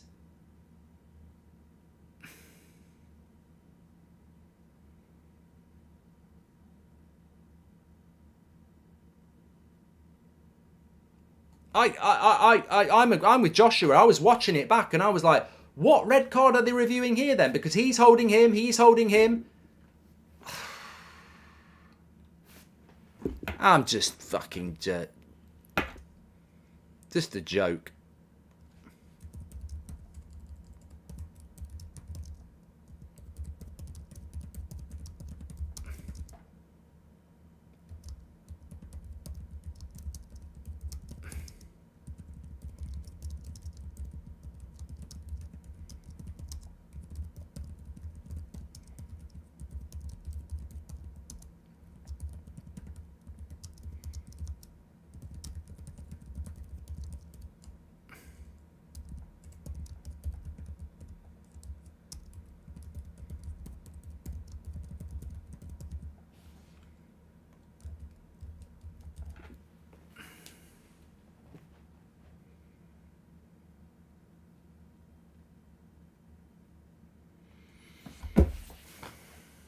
Well, that's got to get overturned, says Jonathan. Surely had him by the collar, not the neck. Silly ref. Butterpants, we as fans, yes, rivals included, need to start holding them accountable. We invest too much to this, have such poor standards. They showed a 2-second clips and slowed down. That's ridiculous, says Cammy. And never a red, and we know the FA will back the ref. I can guarantee this won't be a red if he were English. Knobheads, says Kay.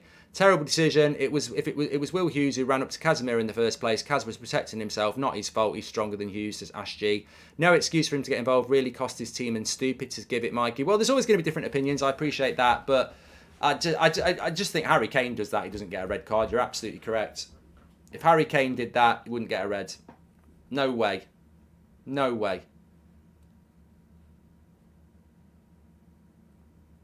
And the slow motion thing makes it even worse as well. Look, oh, slow motion, he's wringing his neck. In real time, he probably went, stop it, get back. And you could see that. I mean, what's Andre Mariner's background as well? Has he got any idea of how to read human... What a save by De Gea. Remember, we're down to 10 men here as well. Has he got any idea about how to read body language? Because that is not violent conduct, because he's not being violent. So the definition of violence is not there. He's not grabbing his neck to strangle him. He's grabbing his neck to get him away, and then he goes, just back off.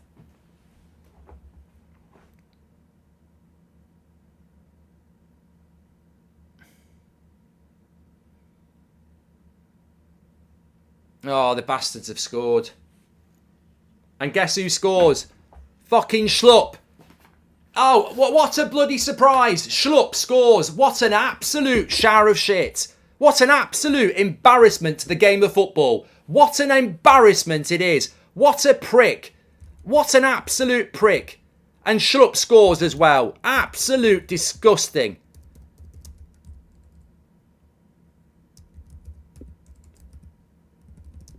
Absolute disgrace. What an injustice.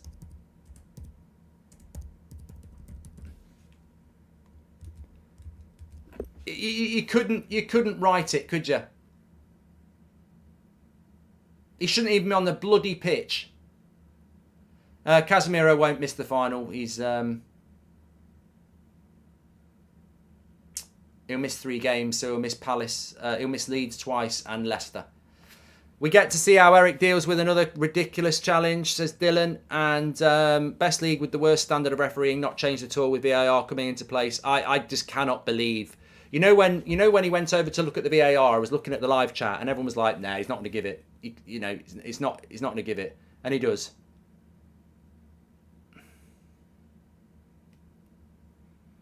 If you want to do your player ratings, by the way, mark every player out of 10, 6 being the average, star for your man of the match. We'll go through that in the match reaction. But United might be dropping points here. Thought we had moved on from games like this and the capitulation. Silly from Casemiro. Eric Ten Hag will be fuming, says Aram.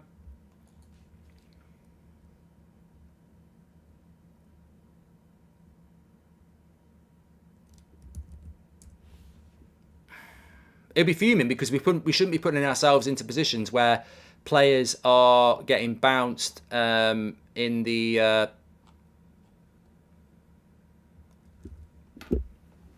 we shouldn't be showboating, really, should we? Back post cross again. Wan-Bissaka's lost his man. We're in all sorts of trouble here. I think we need to make some changes. Make a sub, for God's sake. I withdraw my request to see Schlupp do time for his performance today, says Pies. Don't get involved. It's one all in of absolute disgrace. Embarrassing officiating, embarrassing comments, says Danny Smith. Like Vieira used, he's taught his players to get a rise out of United players. We need discipline from Anthony, says SK. Yeah, I mean, look, I think the decision is a disgrace, but when you're 2-0 up, you should not be getting involved in pushing and shoving.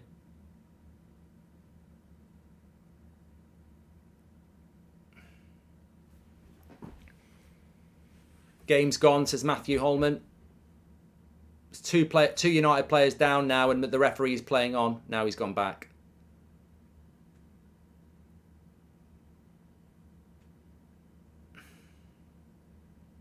The ref is a United hater, says Savage, and I wouldn't mind putting my hands around the referee's neck for a few seconds, says Brian. Get ready for the turn of McFred, says Johnso. If this is true, Arsenal's fans are spoiled. I've seen on Sports Trending Arteta out, like, seriously, what, because he lost the game? They so spoiled, says Nathan. Cooper says his sister's pregnant, and this ref needs to get hold of the game, says Sean. We need to get hold of the bloody midfield. Sabitz is coming on.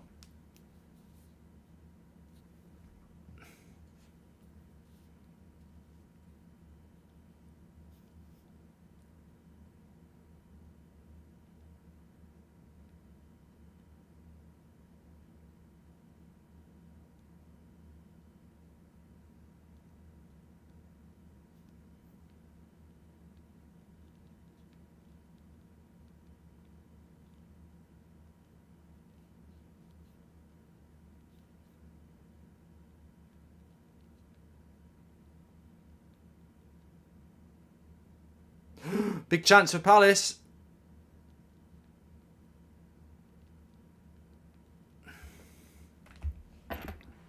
They're trying to exploit that back pass. That back post of Wan-Bissaka.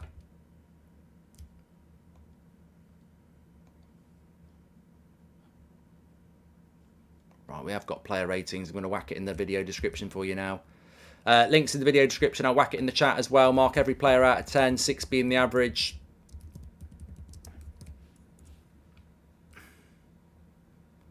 Let me pin that there. So Sabitza's coming on. Worst part of Anthony's game is petulance and goes off the handle too most games. If he keeps his cool, the incident never happens, said Rory. Good thing we picked up Sabitza, says Brian. Ref just put 2 hands on Bruno's neck. Get him off, says Daniel Lees. And so is Casemiro banned for Leeds home, Leeds away and Leicester? He won't miss the Europa League. You're right, it's them domestic games. Forgive me if I'm wrong, but that red card stems from Anthony getting fired up. He's been poor recently. He seems very arrogant as well, says Luke Maguire. Sabitza for Anthony now, says Red Smurf. I'd bring Delo on as well. Back post cross. Yeah, it's sorry, the score is 2-0. I don't know what... It's 2-1. It's not 2-0. I don't know what... I don't control the score. I used to do it myself. We upgraded to something that's meant to make life better and is actually making life fucking worse because I could just change the score, but I can't do it now. So it is 2-1, and we're in the hands of Tech, which is shit today for some reason. So it's 2-1, not 2-0.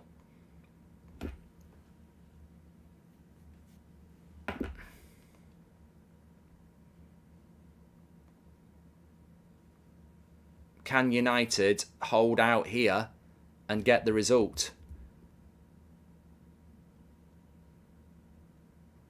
We've got 9 minutes. The headline is yet to be written.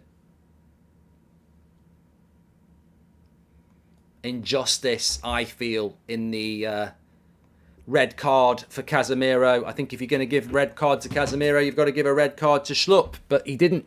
And United are now fighting with 10 men against the team that's had 2 weeks off, remember. 2 weeks off. We've played 4 games in that time. It's going to be energy against tired legs here, especially when we're down to 10 men.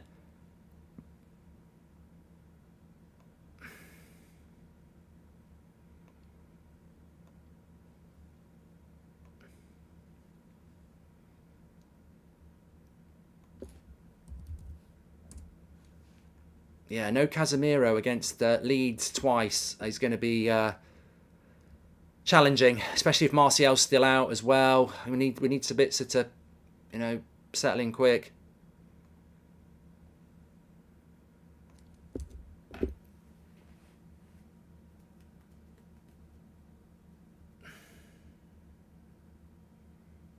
So Sabitzer's basically gone into the Fred role, into the Casemiro role.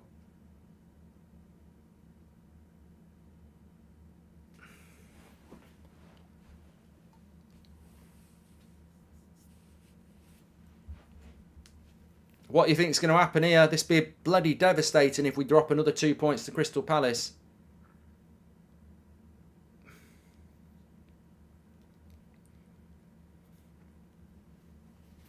Still 2-1 here. Still 2-0 in the Liverpool game.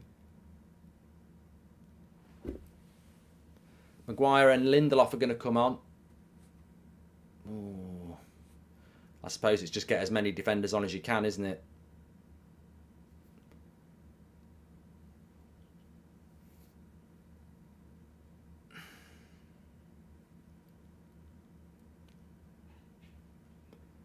We just need these 3 points. We really need these 3 points.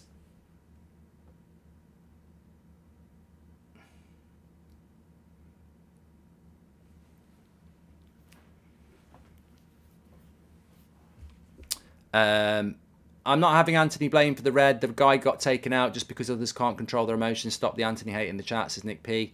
Jonathan says, why is people waiting on him? He's come to United. I don't think he's doing all that bad. You can't expect him to score every game. I just, yeah, I mean, look, at the end of the day, I think the person I blame is the referee.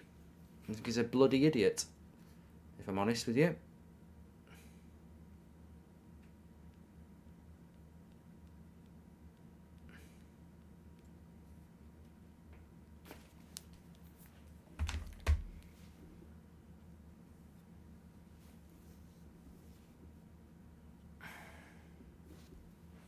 Do you think Eric Ten Hag will discipline Casemiro similar to what he did to Rashford? I have a weird feeling that it'll be longer than 3 games. Oh yeah, Cads. I'm sure Ten Hag will add another game on the top when we can't do without him for 3 games. Let's have him out for 4.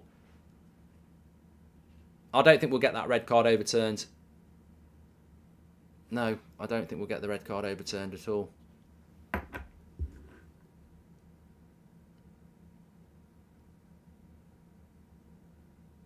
Because they always want to back a ref.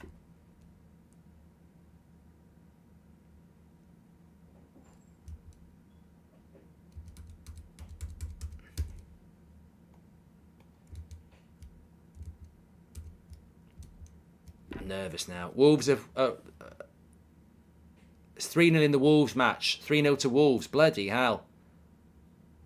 That's going to be a big story, isn't it? Like, Maguire and Lindelof still haven't come on. It's 3-0 in the Liverpool game, says Tony Bain. And Garnacho's going to come off, which you can sort of understand from a tactical point of view. Need to win today to capitalise on Arsenal losing, says Michelle. Wan-Bissaka and Garnacho coming off, and Maguire is coming on with Lindelof for 4 minutes.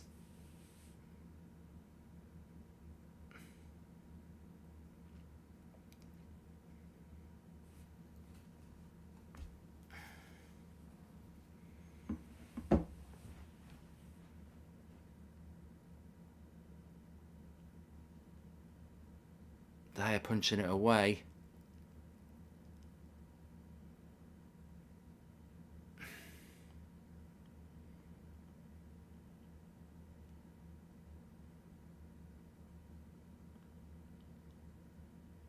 Don't forget, I'm on Talk Sport tonight, 7:30 till 9 o'clock at the Mark Goldbridge show.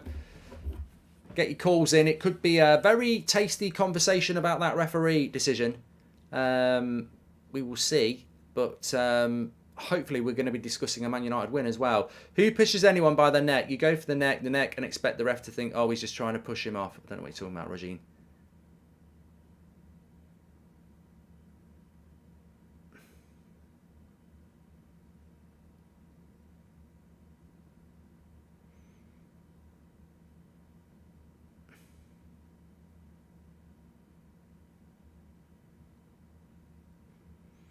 I haven't got a problem with Garnacho being sent off, by the way. I feel that... Not Garnacho being taken off.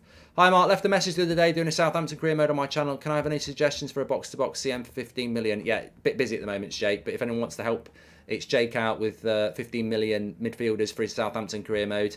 Crack on. 2 minutes to go here. Manchester United winning 2-1. Down to 10 men. Casemiro sent off. Manchester United need these 3 points. Really need these 3 points. So many results going our way this weekend. Liverpool getting absolutely smashed. Chelsea dropping points. Martinez has been very good. I think he's a good contender for man of the match, actually. Love you, Goldbridge, but you're totally wrong about the red card. Totally silly from Casemiro. I'm not totally wrong, Dean. How can I be totally wrong? You think you're right and I'm wrong, but how can I be totally wrong? I'm totally right because that's what I believe, and I'm not even winding you up. I totally think that if you're giving a red card to Casemiro for grabbing someone's neck for 2 seconds, then you have to send off Schlupp, who deliberately runs into Anthony and bounces him 5 metres to the ground. Just because he used his tits instead of his forehead or his hands, that's violent conduct. He's literally gone, boom, shakalak. You know, that's what pisses me off. Somebody grabs someone round the neck to get them away from the fight, red card. Somebody starts the fight by pushing someone to the ground, not a red card. It's not right.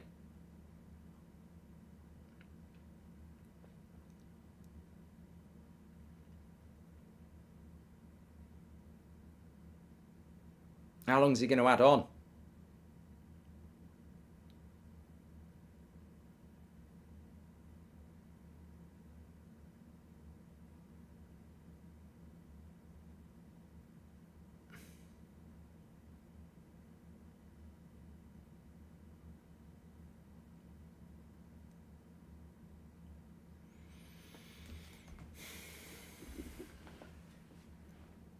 Apparently 7 minutes added on. 7 minutes added on.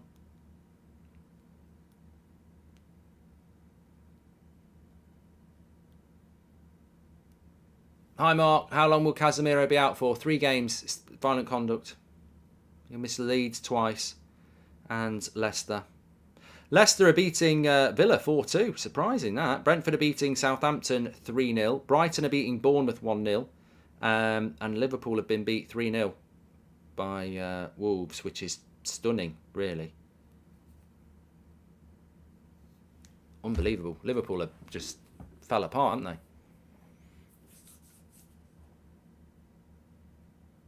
I did say at the start of the game, though, Mariner, referee, he's an absolute crap. Mariner, he should be in the bloody sea. Useless.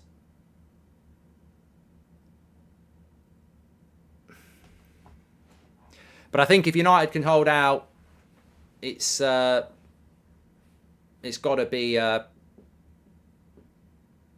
United can hold out, it's got to be defensive that's done about that.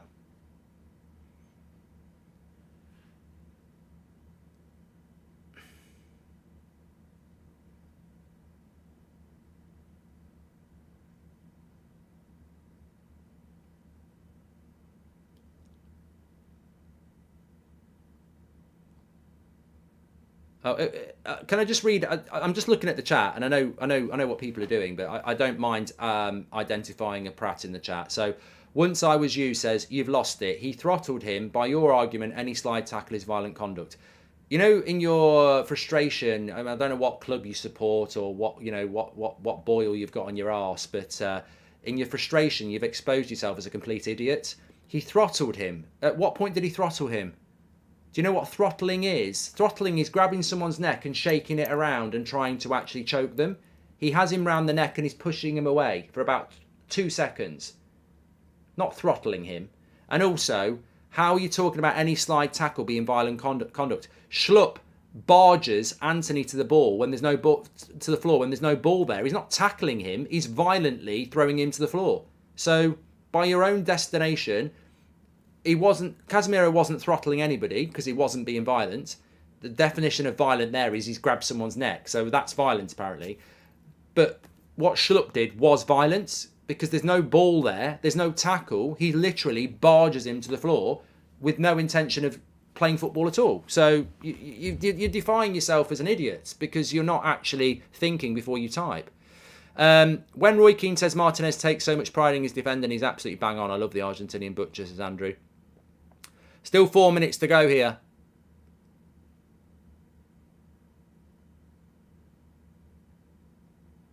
Thanks everyone who's tuning in, by the way. Make sure you subscribe. I suspect we've probably got some rival fans watching. It's nice of you to tune in to watch Manchester United get 3 massive points in the race for top 4. So, you know, you can be here trying to wind us up about Casemiro, but the reality is it's going to be another win at Old Trafford for Manchester United. Another 3 points as we progress up the league with this fantastic manager and team. So I'm glad that you're tuning in to watch it. Maybe tune in to Talk Sport tonight because it's on national radio and we'll be having a good old chat about how great Manchester United are as well and how even dodgy referees and injustice will not stop this club from rising again under Erik ten Hag with this fantastic football team and fantastic fans and fantastic momentum that we have, that even the FA and their crappy little referees can't pop it. No rival can pop it because Manchester United, you just can't stop it. We're going to get it. We're going to get the 3 points. So thanks everyone who's tuning in. Make sure you subscribe, bottom right-hand corner.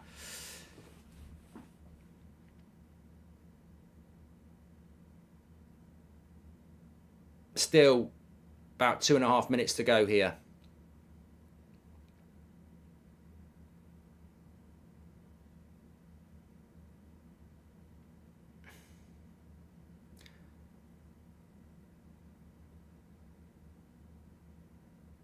We've still got not really. It's not really the ideal circumstance. I mean, we've not seen Sancho come on today, as well as I would have been guaranteed Sancho would come on.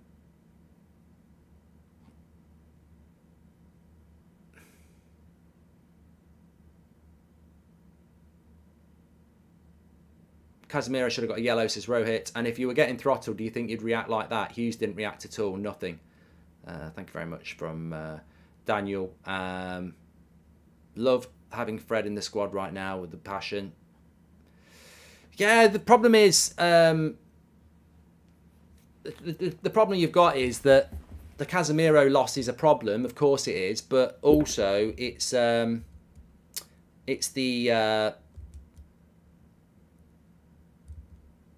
fatigue for the players that are left behind, isn't it? You know, Fred's put a lot of effort in here. Cross is going to come in. That's gone for a goal kick. Sabitzer looks good to Sumac. Yeah,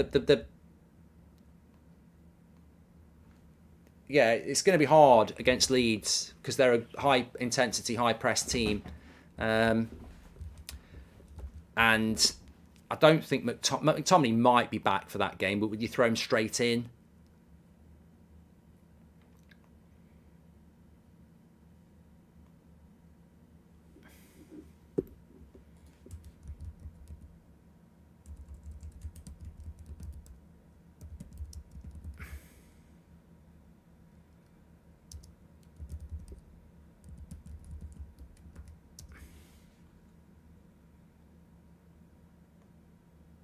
But, you know, at the end of the day, as Erik Ten Hag always says, you take it a game at a time. You take it a game at a time. You do your job.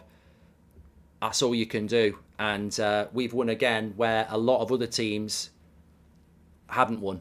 So that's what it's all about. And I told you, we will win this game. We will win this game. The injustice will not stop us from where we want to be. The Inquisition said, I'd love to have seen Sancho, but the red card ruined it. Bad refereeing, holding down the best in the league. But he needs to blow because we've had 7 minutes. We've had 7 minutes, ref. He's done his 7 minutes. Why is he carrying on?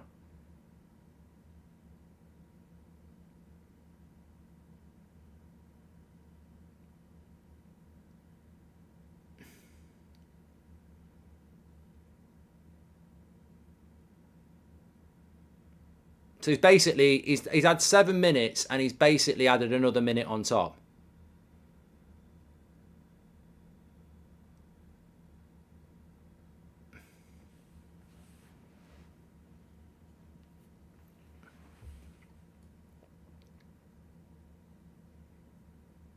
Casemiro doesn't miss the final. How can he miss the final when the final is in 4 domestic games times? We've got Leeds twice and Leicester before the final. He doesn't miss the final. Still waiting for the final whistle here. I think some people are saying it is full time in the chat, but you know, you're probably ahead even though you're not in the country. Your prediction was spot on, says Sonny. Arsenal fans, congratulations on your renewal of your Coke sponsorship. Welcome to United Stand 2, your bottlers, says SK. So he's played 98 minutes and 30 seconds here. 98 minutes and 30 seconds. He's having a bloody laugh. And that's the final whistle. Manchester United have won. Bloody get in. Great stuff. Manchester United win. I tell you what, the 3 points is all that matters. That's what it's all about.